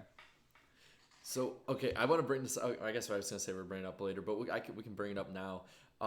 So obviously Haley Deegan was the most prevalent one. Oh and yeah. Darian and Sloppy and I had a little fun with that. I hate that I never got an autograph. Really? Oh, you didn't? No, Oh man. I don't even like. I know y'all have had stuff like Saint Viral. I don't know. I probably don't have big enough Twitter for her to see it. I don't know. I don't know. You have a There's bigger ton Twitter of than me. people- Yeah, there's like a ton of people just sending her stuff. Probably she obviously can't get to all of them. but- Probably, yeah. Yeah, that's probably the case. But I don't know. I think our picture was Ours was a joke. Plus, like, basically. well, and plus, like, we got to talk at Daytona too, and so that was pretty funny. But no, the Yeah. picture was fun. But I saw Corey LaJoy got a bunch of them. I got sent like 6 of them or so. I think. Dude, I got Yeah, sent like I had a 10. few. Yeah. I had 10 of those things, and like my signature sucks. So I just put black flags on there. Like there you go. Like, that's it. I was Like, I can't sign it. well. I was watching all this go down because like it was literally me going through my timeline. Canceled, Voldemort. Canceled, Voldemort. Yeah, Autograph. and then I'm like, autograph. oh, something positive there. Finally. And I was like, man, I wasted so much of my childhood just sitting out and trying to get autographs at these tracks. You know, I should have a just new been sitting age. on my phone. Yeah, exactly. New digital age. Exactly. That's the thing. And we were in the Chick-fil-A drive-through when that was all going down. We were just laughing about it. We were just trying to get our food and we head back to the airport. Just go home. And all that stuff went down. But I left that day, but Jared didn't leave until what? Sunday, Monday? Okay, yeah. So what was that? Friday that you left? Yeah, that was on Friday. Yeah, I left Friday afternoon. Yeah, so we drive down there. Sloppy actually called me right as I was getting from Tennessee into Georgia about it. He's like, yeah, so they canceled it for 2 weeks, and that was what it was at the time. I was hot. I was mad. Yeah. I was Yeah, no bueno. I was trying to reach you because I was trying to think like, hey Jared, just drive up to Nashville and hang out with me. Yeah, You kept DMing us that. I was on the phone for like 2 hours, so like just because I'll be completely honest, like once you get to about that 9th, 10th hour of driving, it's like, okay, I need something to do. But no, get down there. I literally said on the phone, I'm like, I feel a bit worse for Darian because it's like at least I know what I'm expecting. He's gonna get off the plane and just see. Yeah, that's exactly exactly what happened straight up too. And then like people were just like F basically. I was surprised that Darren didn't just like turn around, go to the nearest flight desk. Yeah, can I go back? No, Walks I up, was like, taps on like, the pilot's shoulder. Hey, can you no, turn this I thing was around? like, hey, I don't know how long I'm gonna stay here, but we're gonna go do something, and we did. We got a good workout in too. I like that. I like Sloppy's workout place too. Well, obviously now you can't do that because like all the gyms have shut down. I know I can't, so I have to work out here now. It sucks. I hate being inside. I just hate being inside. It sucks, man. But yeah, that's basically what it was for me, just going down there, hanging out with them for a night. What did we do? Did we even do anything really that night? We only like played. We played some like NASCAR 2005 Chase for the Cup in 4K, and it was so beautiful. By the way, it was so beautiful. And then like we watched videos. Like we stayed up until like 4 o'clock. Remember? Like we were. Oh yeah. I showed Darian and Sloppy "Don't Hug Me, I'm Scared" for the first time, and that was Oh my god, that was crazy. I never that seen was an that before. experience. Those It are was. amazing. I watched like 10 of those things. No, I'm we like, watched. We got through the first 4, and he goes, "Okay, I do need to go to bed tonight." And I'm like, oh yeah. No, I was, Those are the dude, best. I was like, what is this thing? What is this? And then they showed let's see. me. We watched. They showed me the Goofy video in the car. Oh, we watched That that. was The good. Goofy That was trial. I showed him Yeah. racist Mario. It just showed me all of the Very wonders of good. YouTube. Like, oh my goodness. What a wonderful website.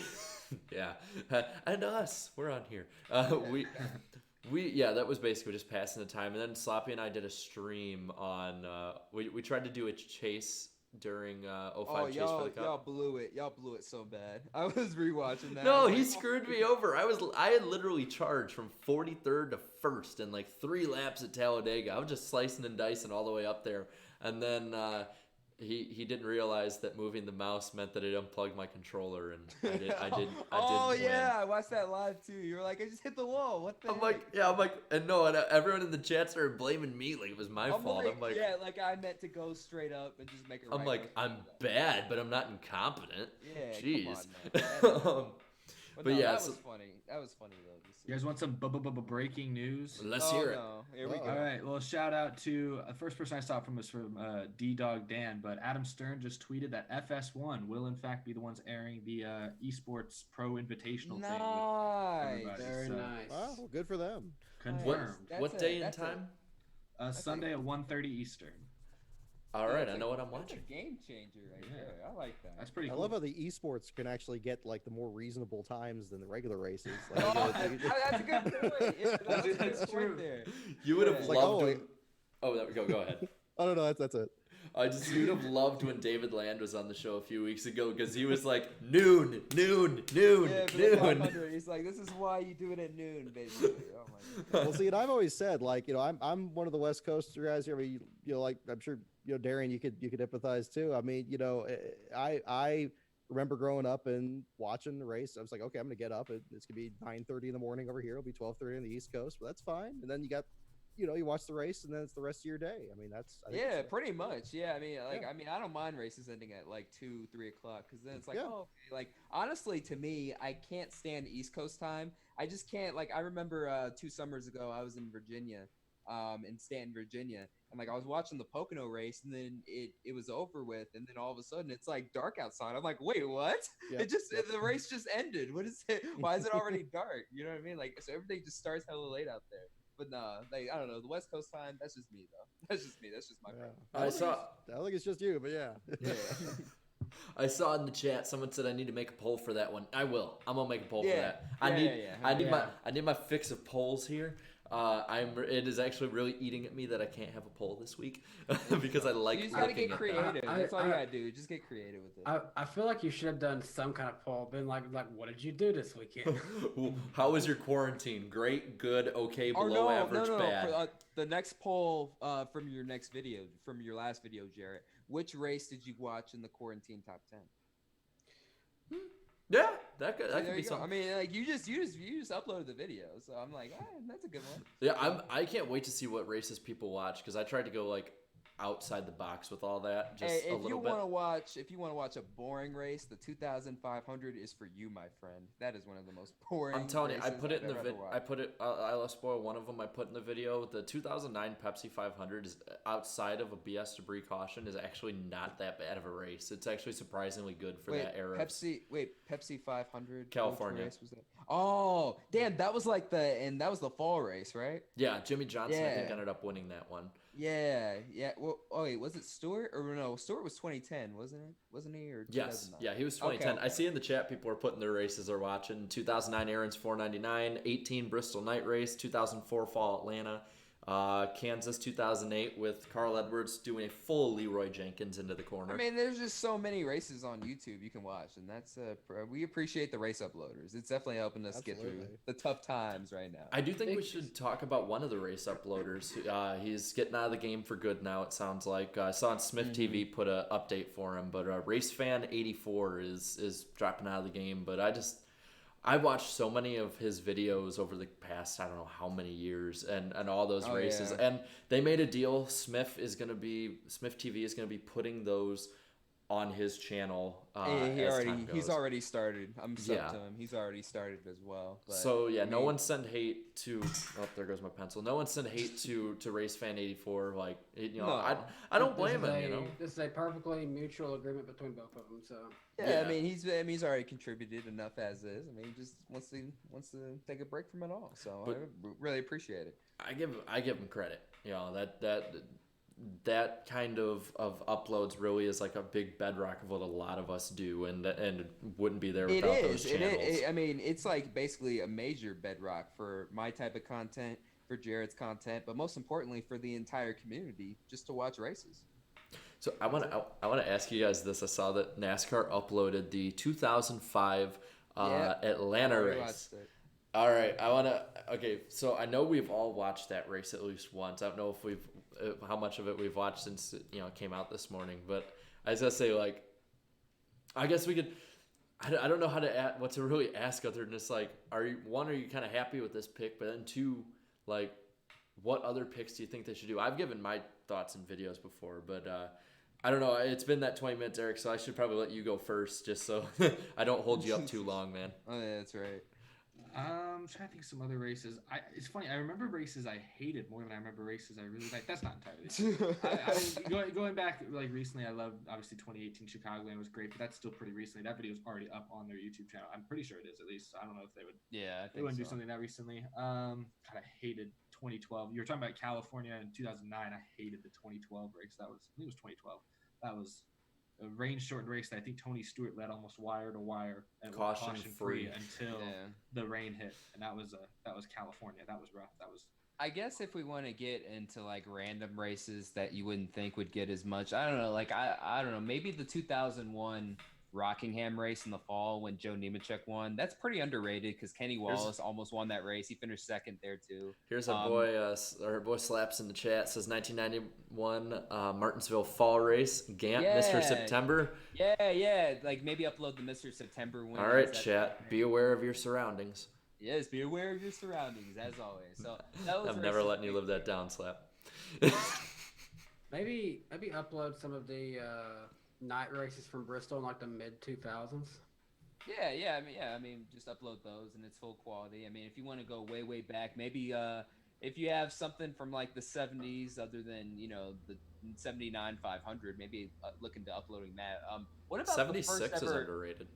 What about the first ever NASCAR broadcast though? I know there's a full race uploaded already, but I mean, I'm sure NASCAR would have a better version, correct? Or maybe not. Who knows? maybe, I don't know. That would be Yeah. cool to see though. To see how. And I think the first race, well, the first ever televised race live was like Greenville Pickens Speedway, and I think Bobby Isaac won by like 3 laps. So yeah, it's probably one of the most boring races of all time. But that was typical NASCAR racing back in the 70s. Guys won by like a trillion laps back in the day. Hey, our boy Sloppy, Mr. Commentator himself said 2011 Advocare 500 Atlanta, please. Yes, Ooh, yes. there we go. Dude, that's one of his favorite races too. And he was Very actually underrated. at that race too.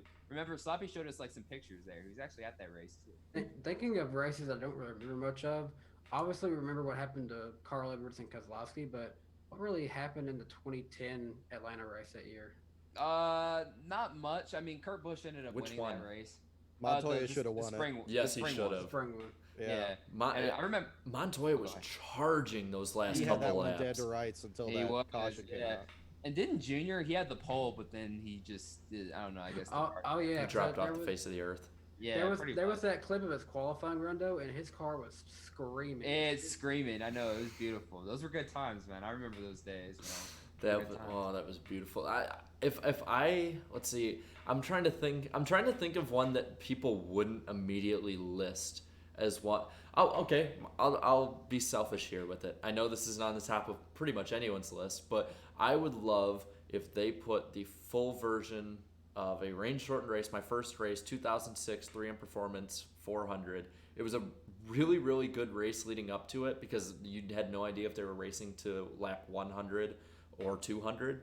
And like the whole race was a battle really between Casey Kane, Jeff Gordon, and Junior. And it was awesome. Casey Kane was in a that good clip. Now, this is Yeah. random. It's not even a race. It's actually a qualifying session. The 2007 Cup Series qualifying session at Las Vegas. By far the worst qualifying session of all time. I think about 10 cars spun out. Paul Menard hit the wall in that one, right? No, he ended up saving it, but he ended up Okay. spinning. Boyer ended up spinning. Waltrip ended up.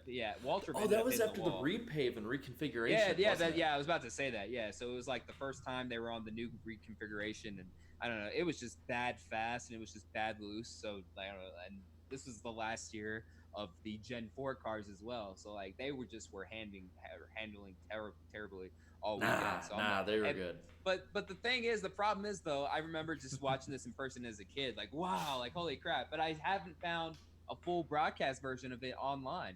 So please, somebody upload that so I can rewatch it. Our longtime fan, Cito Brown, I'm sorry, buddy, but I hope they never show this one to light of day again. He said, my first race, 2008 Brickyard 400. No. Oh, my goodness. What about the 2004 Bass Pro Shops MBNA 500, the one Johnson won the week after the Martinsville tragedy? I would like to see that one uploaded in better quality. That was a good race. That was a good one. This is what I love about NASCAR really going full bore and like actually going ahead and changing up their YouTube channel. Because beforehand, it's like, yeah, they had some in-depth stuff. I know they had like that garage tour, but there was a lot of stuff they put up where it was just like, who's watching this? You know, like It's for as a lot. They listened. They listened to our suggestions. Well, and look at that. Their average views per video were significantly lower than ours.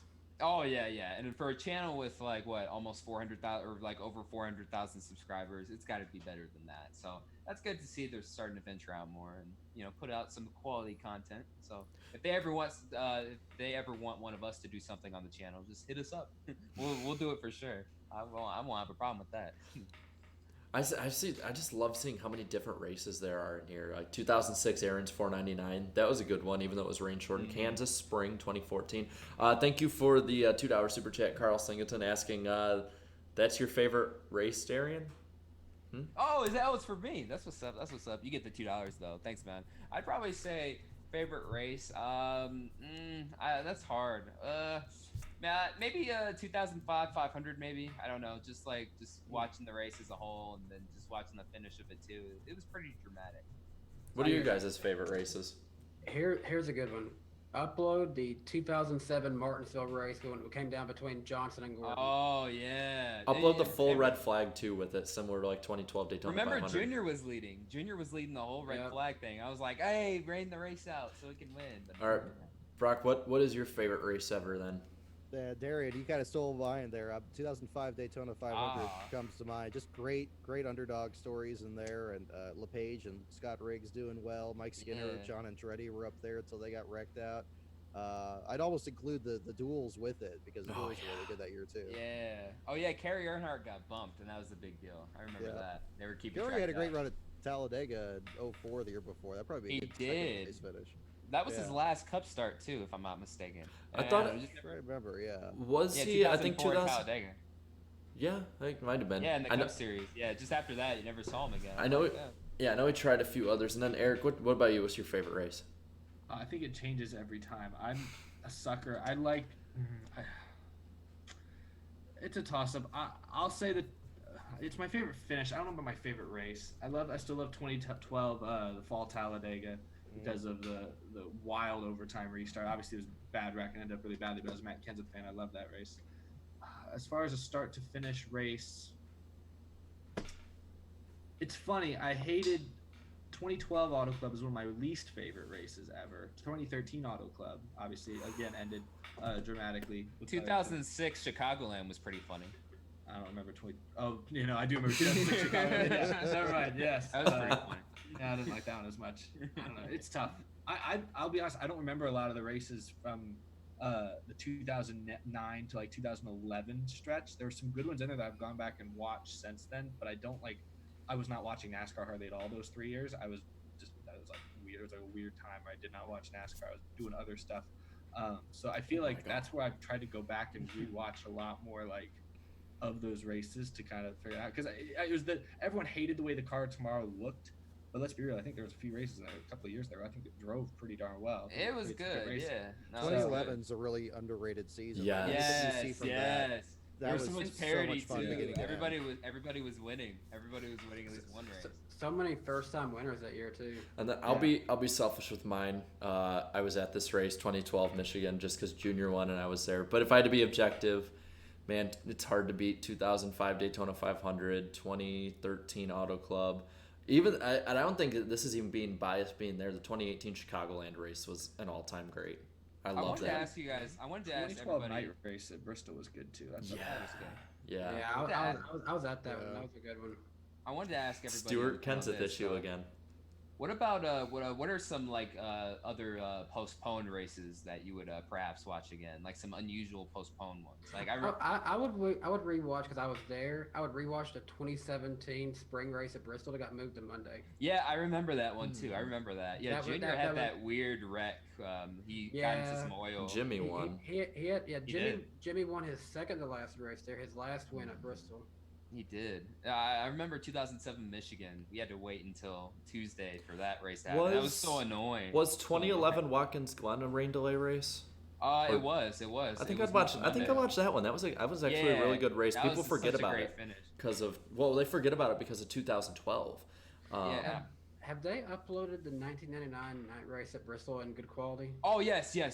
All Out NASCAR uploaded it. Like it's like bits and pieces of the race into like a 20-minute. Yeah, no, really quick. No, I would like to see the entire race just in NASCAR. Oh no, it's on there. Yeah, it's on there. Real quick, I'm gonna get to these super chats. So Beast Metal, another $5. Thank you. Says, isn't 2010 Atlanta Labor Day race the one where the starting parks kept going in and out of the garage? Then Hamlin blew up and stumbled into last place. I believe that was. He's very astute there. I think so. Yeah. No, I didn't even remember that one. There was a weird time there where they had these random inspections for the top, like or the first person to fill out of the race, and these teams would actually be picking in advance who was going to be the first guy to go behind the wall, and it created some rather unusual drama at the back of the field. But yeah, I think Denny Hamlin in that one, he had I think it was like the second most laps completed. Or the second most laps led of any last place finisher until just recently with the disqualification results. See, I didn't know any of this stuff because at the time I was 2010. I think I was 13 or 14 at the time. Yeah, I was in middle school. I was just starting middle school. I was still only focusing at the front. I didn't realize that they had almost a roulette wheel for who dropped out of the race. Time. That was why did they have that? Well, because of the inspection and yeah.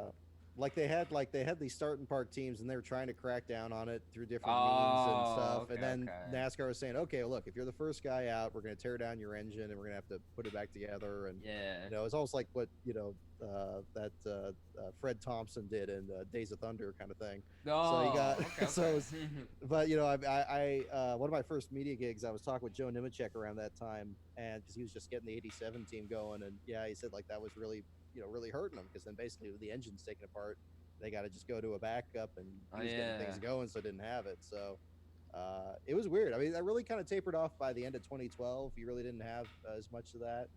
The starting parks kind of faded out a lot in Cup. Wait, 2010 2010 didn't Joe Nemechek have some of that extends money back in 2010, right? Didn't Kevin Conway like drive them for a little bit? Yeah. Kevin Conway was kind of going back and forth between Robbie Gordon and Joe Nemechek. I think. Oh, what a time to be alive. That was a weird back one. then. Actually, And then no. the front actually, row, I think too. No, Yeah. 2010, I think he raced for 3 different teams. Most And of he his won guys- Rookie of the Year, and he led only one lap. Yeah. Hey, at least But- one lap. Yeah, that's what I'm saying. And in the Brickyard 400, nonetheless. Too, so. I see 2 super chats here from 2 of our buddies. Slap Shoes with the $5 says, if NASCAR uploads all of Morgan Shepherd's wins at Atlanta, I'll donate Yes. $200 to Victory Junction. Yes, dude. Morgan Wow, Shepherd, there you the go. king of Atlanta, dude. That would be For real. cool. He won at Atlanta with 3 different teams. I don't know who the hell the 47 team was that he won with. I don't know who they Race were. Hill Farms. I'm trying to remember what the team owner was, but yeah. Yeah, I can't remember the name of that. That was the same team that Ron Bouchard won with, I believe, in Yeah. Talladega 81. And then 1990 with Bud Moore, and he actually finished 5th in the points, so he was pretty good. And then 93, the week after the blizzard of the century rolled in and out of Yeah. Atlanta, he ended up winning that race too. So And then pretty storied career at Atlanta. there's another one, $2 super chat from Michael Klein. Says 2005 ARCA race in Kentucky was my first race I ever went to. Well, I mean, technically NASCAR has ARCA under their wing, so Yeah. I guess could you imagine if they started uploading like best of ARCA breaks or something, just some fun video like that? Oh Dude, my yeah, gosh, my named it. my uncle would love that because he was telling me about how in the, I think it was like the late 90s when he was in college, him and his friends would like order a bunch of pizza and just sit and watch the ARCA races because that was like peak ARCA break time. Hey, I'm just curious. Could NASCAR upload IROC races or no? I don't know. I Yeah. wouldn't. Good question. I'm gonna write that down because I want to see. I mean, about. there's a ton of NASCAR drivers that were in IROC, and like honestly, like I mean, I know it wasn't legit NASCAR or anything like that, but they raced at the NASCAR tracks basically. They were even at Chicagoland 2002. I was watching one of those old race uploads the other night, and I was like, can they upload some IROC races from the past? I don't know. Well, they need to bring that back somehow. I don't know how, but they need to bring it back. And then really quick, last one. I think I'm scrolling through the chat right now, trying to keep up with everybody. Keenan Costain, thank you for the $5. Says, "Hey guys, keep up the good work. It's hard for me to pick a favorite race at this time, but I wanted to say at some point I'm excited for Martinsville. Yeah, I think we all are. We're getting ready, dude. We're getting ready for it so bad. Oh, it's gonna be great. I'm looking forward to it. I've already got it marked on my calendar. As long as like they still allow it, I'm leaving out on Friday. And Yeah. I'll need to, you know what? I might book a flight next week too, just to be safe, because they're really cheap right now. So get them.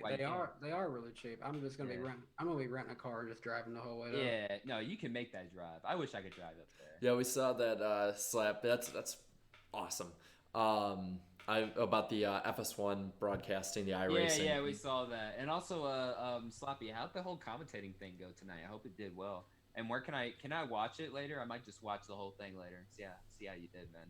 Speaking of watching stuff, and obviously we're talking about Sunday. About what did they say? About 3:30 is when that's gonna be going on. 1:30 Eastern. Okay, 1:30 Eastern time. So just let Oh, y'all. hey! Breaking news! I have a boomer replying to the iRacing tweet. Now, let's read this. This is great. This is from Chris. It's not real. Nobody wants to watch somebody playing on a computer. This is great, bringing in younger fans and all that stuff. But it's not real. Old guy versus future fan. What? What? 25,000 live viewers. with What this is- interview. What is with you boomers trying to kill this? Stop. Let's, There's nothing else to watch. all right, yeah, it's on Twitch. We can watch it on Twitch after the show. Oh, Sloppy will have to link there.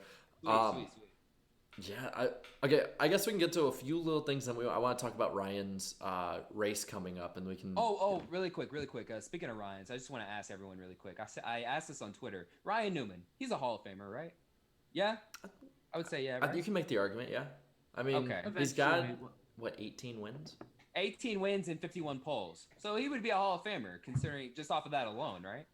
Oh, not off that alone. No. Not off that alone. The Daytona 500 puts him maybe on the edge of Okay. of it. Okay, let me know. That's This. just me. I just want to know. But, yeah, all right, go ahead. Can I go back to what I was saying before Darren interrupted me? Oh, I interrupted you. Oh, I'm sorry. Yes. Go ahead. Sorry, buddy. Go ahead. I was just trying to say, I put out a Twitter poll, and I've tried to say it like 3 times now, so not trying to be mean. That's all right. I said, so I'm working on completing the vlog from Daytona finally, and that's going to air this weekend. I put out a poll on what would be the best time to do that, and right now it looks like most people are saying Saturday at around 3:30 Eastern time. So if y'all want to relive one of the few race weekends we had, that will be coming up this weekend. Such a unique one Nice. too. I mean, such a unique one there too, man. It was good. It was a good times. Good times. But all right, let's keep it rolling, I guess. Well, there's really only one story really that was big enough to get a lot of people covering it. But so congratulations to the Earnhardts, Dale Jr. and Amy Earnhardt having another kid. So That was a funny reaction. by the that way. was I the love most that was one of the most wholesome videos I think I've seen on the internet in a long time. That was just so wholesome. That was fun to watch. So congratulations to them. Yeah, Junior's just always he always has these wholesome memes just popping out of him all the time. You know what I'm saying? So it's That's kind of gonna cool. get It's like memed. I don't know, just as a child, just like he was like this like cool badass young dude who drives cars really fast and stuff. And now he's just living his best life. He's just chilling right now. That's cool, man. Oh, and speaking of memes, I don't know if anyone that's on Twitter, if they follow Sloppy, go check out the memes that everyone's making about Tyler Reddick's picture. Yeah, Tyler Oh, Reddick. What was that? What the hell? That was that look. That is a friend catching a picture at the wrong time and taking Yeah, full advantage of it. Perfect. It's perfect. I love Oh, it too. and here's one other thing. I saw this earlier and want to get y'all's thoughts on this. So it affects a NASCAR sponsor as well as a former NASCAR driver. Menards made some headlines there and all this crisis stuff as they've been accused by quite a few people of price gouging during all this, actually. That does not surprise me. Because again, I live up in like northern Illinois, so we're relatively close to the Wisconsin hub, and heard of, from quite a few people that they've had some problems before when it comes to the HR department in I certain bet. ways. So I hope it's not true though, but Yeah, yikes. I hope it's not true. So Please don't be true. does not sound like people are saving big money at Menards. So That's their slogan. That's right. Yeah, I guess not during the whole outbreak right now. yeah, I mean, I don't know. The article here says that the Michigan Attorney General's office said on Tuesday that it had sent a cease and desist letter to Menards after receiving complaints from 18 customers about masks, bleach, and other items being sold at high prices. That's- And in quotes here, it says, investigators discovered a store last week doubled the price of cleaning products like bleach and significantly raised the price of face masks while tying their purchase to an in-store rebate. Why? Damn, and outrageous. they already got the whole cease and desist letter too, so you know it's real. It's real at that point. As soon as he said cease and desist, I was like, oh, okay, it's a big deal. But damn, come on, Menards, you can't be saving big money at Menards like that. Come on now. Yeah. So I guess the last thing that's really big to talk about is there's a charity race that's going to be going on tomorrow. I will be up here, but in a different location. If y'all remember the podcasts where I was up here last year, that'll be where I'm at. But I think basically all of us are going to try and be on to cover it. But I'll be on. our buddy Ryan Vargas is going to be doing a charity race. It's Truck Series Night in America, baby, on iRacing. And there was they did the heats tonight. They didn't broadcast them. There was 300 people was the deadline they had to do the cutoff at. Insane. It was crazy. And I don't have the list on me, but I have Ryan's Twitter up. I see one of his retweets like Heat 7. Let's see, a few of them in there were Alex LeBay, Ryan Vargas. Let's see, Malik Ray was in it. That's a star-studded field right there. This is just for the heats for tonight. Yeah, that's what I'm Yeah. saying. It's just for Yeah, the heat. those are big names who don't have guaranteed starts. Yeah, exactly. Let's I see think what there's else we only got. like 20 guaranteed entries for the race. I'm just looking through. Like, there's so many. Elijah Burke is one of them. Yeah. Let's see. I mean, there's just so many people in this. There's different drivers I know that are part of it. Our buddy Sloppy Joe is going to be in it, so keep an eye on the Sloppy Joe truck. It's gonna be nice. It's gonna be nice. nice. We got a little behind the scenes look at it, and It's top. It's top of the line for sure. or maybe it was. I think some of the people were having it live, but there's a lot in this. I'm trying to find. He has like the guaranteed people in here. I'm just trying to find where it's at, but there's so much going on. There's just so many people, and I mean to have that event be this big on such a last minute deal, because he just started getting this whole thing together that Friday. That Friday, everything was basically canceled for the foreseeable future. So I mean, it's pretty cool, and I think hopefully it'll show some sponsors, because Vargas is still racing. He's still trying to get a whole deal worked out. So hopefully some sponsors will take notice of this and be like, hey, he got his following, his presence up on social media. Let's give him a shot. I'm trying to find the logo. I know one of the charities, there's two charities. I know one of them is Cranial Care Bears, which was a sponsor for him in, I believe, his first couple starts. Yeah, Iowa. Which he did really, really good in that race. Got 17th, I believe, or 20th. He got a top 20. He was in the top 20. But yeah, let's see. It's called the Truck Series Night in America. It's powered by Filter Times. Yeah, Filter Times. Yeah, filtertime.com. So thanks to Blake Cook right there for that one. He's involved with it. They've announced.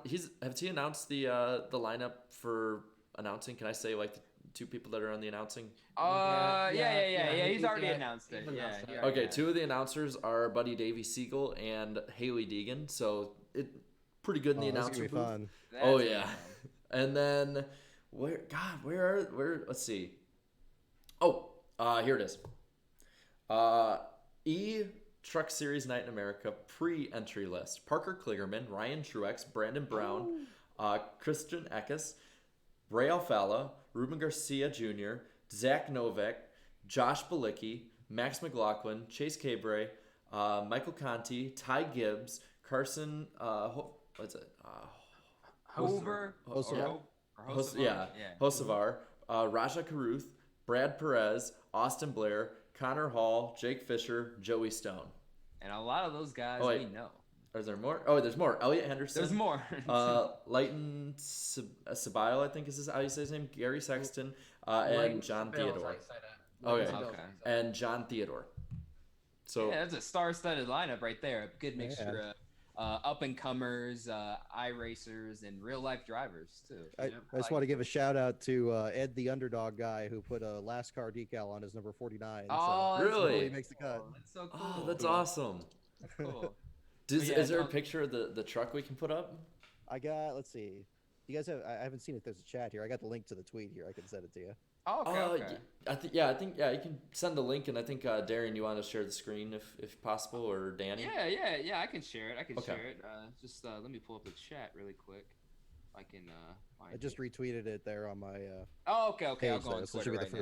Yeah. All right, I'll go on Twitter. All right, while I pull that up. While I'm doing that, I probably should scroll back through the chat and see if there's any super chats I missed or any comments, just so. Yeah, no, we've been getting a lot tonight, and really appreciate you guys tuning in tonight. I know there's nothing going on. I know everybody's just bored out of their minds. I really appreciate you guys taking the time out to still watch. And I don't want people to think I'm like trying to make stuff off of it. I'm gonna try and set up the stream tomorrow night so that it can donate the super chats to one of the charities. If I can't, I will make sure that it's demonetized. I'm not going to make money off this.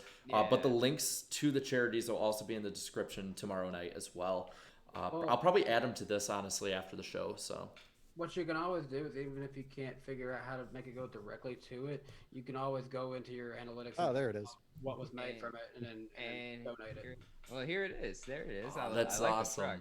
Right there, I like the NASCAR logo right there. That's pretty cool. That's pretty cool, man. That's nice of him. I haven't seen Sloppy's truck yet, but I heard it's pretty. It'll look pretty good though. We're all looking forward to seeing it. Yeah. And I saw a little glimpse of Rusty there. How do we know how he's done tonight? Okay, so yeah, preseason heat. Raw Gator finished 12th. Rusty finished 19th. Hey, okay. Yeah, see, Rusty started dead last too because of I guess because in qualifying he missed the main pack for the draft because it was group qualifying. And Alaskan Yankee is asking the important questions here. Has Darian followed Mark Martin yet? I followed him last week. That's what I did. I followed him last week. Damn right you did. we got into a little bit of an argument because he apparently only follows drivers that follow him back, and I'm like, but it's Mark Martin. But I like his content on Twitter though, so I was like, okay, because usually drivers they're pretty boring on social media. So are you telling me you don't follow Dale Jr., you don't follow Kyle Busch? No, not really, because I don't know, Kyle Busch, I don't know, the only time he's entertaining on Twitter if he's a bad race. Yeah, if he wins. either a bad race wins or some trolls Hey, got to him. I'll give him credit. That video of him and Samantha having the argument of how to put stuff in a dishwasher was pretty funny. Because Kyle was right. That's pretty funny. Kyle was right. Yeah, he was right. So I guess we can try. I don't know the full entry list. We can try and do picks tonight for the. You want to do? Yeah, let's do gosh. picks. Let's do gosh. picks Wait, what race are we picking for? for the main one. the Sunday FS1 race, the replacement something. I need to see an entry list. Assuming Byron is in it, I'll go Willie B. All right, I don't know so if he's in it. you Is got Junior Slick in it? Bill. He's in it, right? Yeah, I'm picking Junior. Oh, Junior. Yeah, we gotta pick. It's the Junior. first time I can pick him on this show. Yeah, we haven't picked him. Oh yeah, that's right. You're right. We started That's this after he right. retired. We did Mhm. immediately after he retired. So yeah, I'm going Junior all the way. I'm going Junior because he has that spirit on him. So Yeah. who do you think, Brock? Is Klickerman in it? Because I think so. Yeah, I'm Yeah. going Klickerman too because Yeah. good. he looked good in the Atlanta thing on Sunday, so I'm kind of going with him. You know what would be something really, really good to do? Because Jeff Burton is like against iRacing.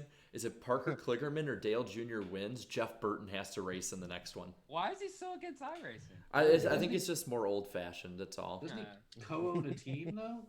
Yeah, but it doesn't mean he has to like it. He's probably doing it for NBC Yeah, PR probably purposes. so. Maybe. Like, yeah, I don't know that's what He, he- true. I just remember last year he was like on NASCAR America while Parker Kligerman is like doing his lap, and every time Kligerman would be like, this is really good to test for this, and this, and then Jeff Burton every time is like, it's not the real thing. It's not the real thing, but that's not the point, Jeff. Or it's like, but you can't feel the push of the car, and Kligerman's like actually I kind of can right now. Yeah, I kind of So- can right now because it is a simulator. It was the perfect like encapsulation media wise of old versus new, and like Oh, those yeah. worlds collashing or colliding. Collashing. Collashing, We got a meme, collashing. boys. Collashing. But those worlds coming together for the first time against each other like that was actually really entertaining, to be honest. Yeah, with you. that is very entertaining. I like that, man. I like that. We need more of the whole old school versus new school type content in NASCAR. I like that because I think that they should do something like that to just acknowledge to older fans, like, hey, we actually do hear what you're saying, and here's how that would be a really It's like, cool hey, thing. we know you guys exist. Well, You no, know? We know you guys exist. I think that would be a really interesting show is if you get It one would. old school guy and one sort of new school guy, and you have them like compare like if you got like. Okay, so like I remember when we had Bobby Allison on, we asked him, so what do you think about the changes? He's like, I hate every single one of them. Yeah, straight up. Dude, He would- that interview was funny. It was only like 5 minutes. I was on my birthday. And like, remember, he didn't even stay on the whole time because he's like, just couldn't hear us. And then he just hung up the phone. Still a great experience. No, that was fun. That was cool, man. That was funny. I think it's something like that, like someone like him, and then somebody like one of the older drivers and one of the younger drivers coming up, and talking about it. That would be a really interesting premise for a show. Hey, Don't even hey, I have like to debate. I like what Cade put in the chat. He's like Dave Moody and Darian on a show. Now that would be great. That would get some ratings up. I don't know what it would be called, but that would be hilarious. Too bad it would never happen. Yeah, I know. No, never say never, Danny. Never say never. No, D&D never. NASCAR edition, Darian No. and Dave. That one. Gary That Dave. one. No, I'm sorry. That one will never happen. No, Dave- Dave would watch. never do it. No. He'll love me, man. He'll love working with me. Dave I'm would good to never work ever, with. ever do it. Hey, I'm pretty cool. I'm pretty good to work with, so you can convince some people. I know you are, but It was a little too stubborn, I guess. Too stubborn. Stubborn. Oh my gosh, Uh, we're actually it's a good about thought, at the 2-hour mark. Holy Uh, crap! This lasted 2 hours. We had absolutely nothing to talk about, and we stretched this out 2 Yeah, I was hours. just gonna say, yeah. Really, How do we do this? How do we make too this much work? happening. It's like Right. easy at this point. like I said, these podcasts are pretty much becoming more of a formalized BS stream. So Yeah, pretty much now. Formalized now. BS. I like that one. Yeah, and all right, so really quick, guys, I want to promote this, not on my channel, but on IDK Players. He's going to do a 24-hour stream on Friday. Make sure to tune into that because... Well, he kind of was forced to. Yeah, like he said, and I've been on the other streams where he said this, if somebody donates me $500, I will do the 24-hour stream. Remember the season 1 finale where I was like, donate $100 and I will put the Shoot, I'll do that. I'll do that. Basically, but no, they wanted a 24-hour stream. They donated $500 of their hard-working money just to see him do that. So man, that was pretty cool. I saw his reaction, man. I'd take that bounty. I'd probably cry if that happened to me. To be honest with you, though, that would be great. You'd see me break down into tears live on air. You remember how I was when Joseph made that one big one? I'm like, why did you do this? Yeah, that's right. Like, what are you doing? That's awesome, dude. Yeah, no, it was funny. It was cool to see that reaction. So make sure to tune into that. There's going to be Project Cars streams, NASCAR streams, GTA streams. If you guys know his content, it's amazing. So if I do a 24-hour stream, it's going to be like something like it's going to be titled like the 24 hours of BS or something. Pretty much. It'll be funny. It'll be really funny. So, is there anything else? I think, Danny, you were going to say something. Yeah. Well, I was going to say, like, I just realized Eric stayed on the whole time, and I can't believe it. That's right. Eric, you've been on this whole time. What are you doing? I know. What is this? This is insanity. I know. Don't you have, like, a college class or something to go to? They're not canceled. No, they might as well be at this point. Exactly. I'm on spring break right now, so I'm enjoying myself. But I know next week I'm going to have some online work to do. And this is great because there was one of these classes I just hated and I just wouldn't go to. And now attendance is just wiped clean. It's done. It's all good. Doesn't mark against anything. So that's a way to finesse the system, I guess. Holy crap! That's scary. I forgot this was on like a balanced thing, and I missed Bro, that's like the third, fourth stream blooper in a row too. That's funny. For me? Eric's cameraman just passed out. We actually all have cameras. Yeah, no. Just speaking in general, just for the podcast, there's always something going on.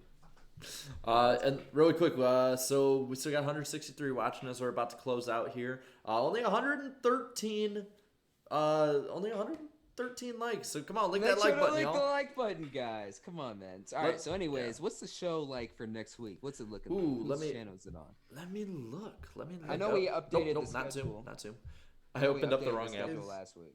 Is it on my channel next week? I think it is. I think so. Maybe. It's been a while, and luckily for me, Darren, you missed this. I got everything working on OBS. It's good to go now. Oh, you found what was the problem? I uninstalled OBS, reinstalled it, and then it said there was an update, so I updated it. And then when I went to go to the Zoom area, there was like multiple different things I could do for as far as Windows capture. I had like a Windows 7 setting, but then I had a Windows 10 setting. So it was just the update. And the Windows 10 setting, everything worked fine. The only complaint is that it won't get rid of my mouse, but that's about it. Hey, it's all good. Hey, finally. Okay. So we don't have to do the stream key thing anymore. So, for March 25th, next week, 8 Eastern, 7 Central, it'll be on Danny's channel. And the scheduled guests right now, Darren, you'll have to check to make sure they're good to go still. Wait, are they in bold? Yes. All right, they should be. They're more than likely good, but I mean, we have two guests.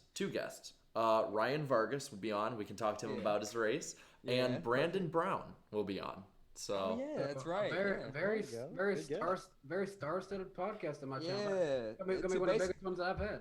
Basically, 2 Xfinity Series drivers. So there you go. Which Brandon Brown, be nice to hear from him because obviously the most recent Xfinity race, he had some pretty big things going on. So and it wasn't even his fault either. It wasn't even like his fault. It was a racing deal. But yeah, it is what it is. So. And then really quick, my family knows I had to say it. Out there it is March 18th. Happy birthday to my mom. I hope you have a good birthday. She got her surprise today. Happy birthday. Yeah, happy birthday. So, if you're watching, still working? Is she working? She's actually with friends right now down in Tennessee.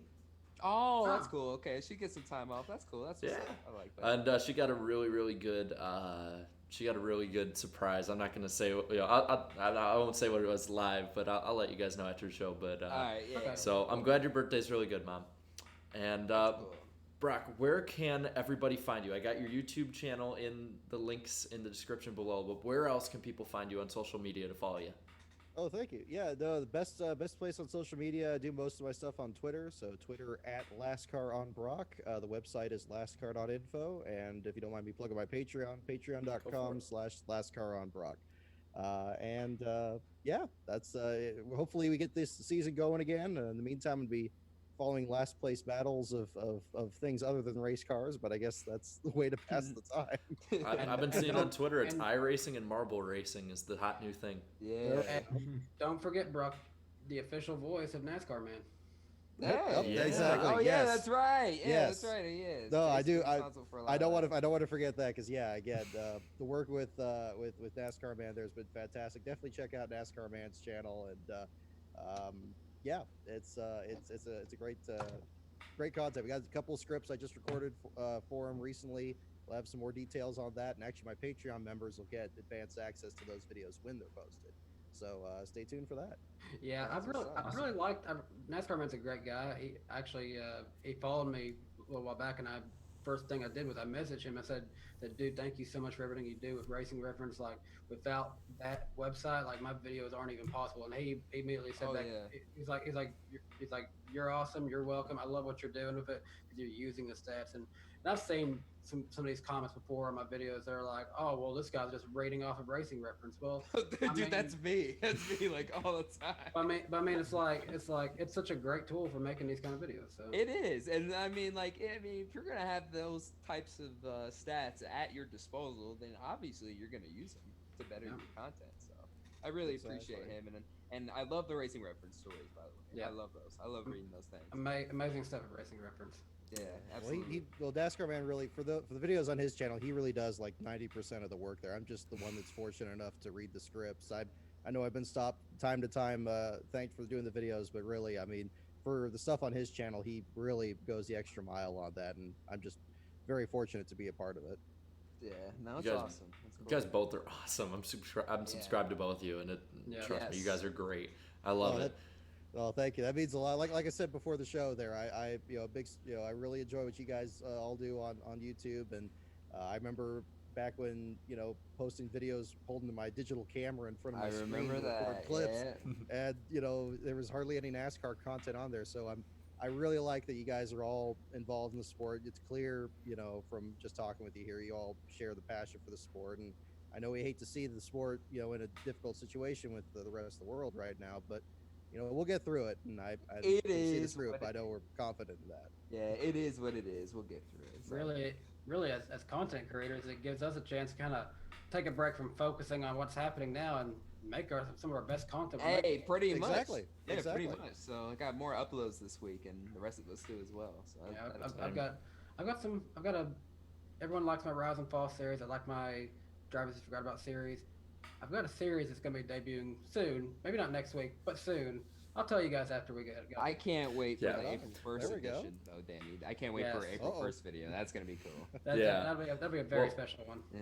And guys, make sure everyone out there you can subscribe to everybody. Their links are in the comments or the description below, and also follow everybody on Twitter and everything else. And man, catch us on Danny's channel next week, 8 Eastern, 7 Central, 6 Mountain, 5 Pacific, and so on and so forth.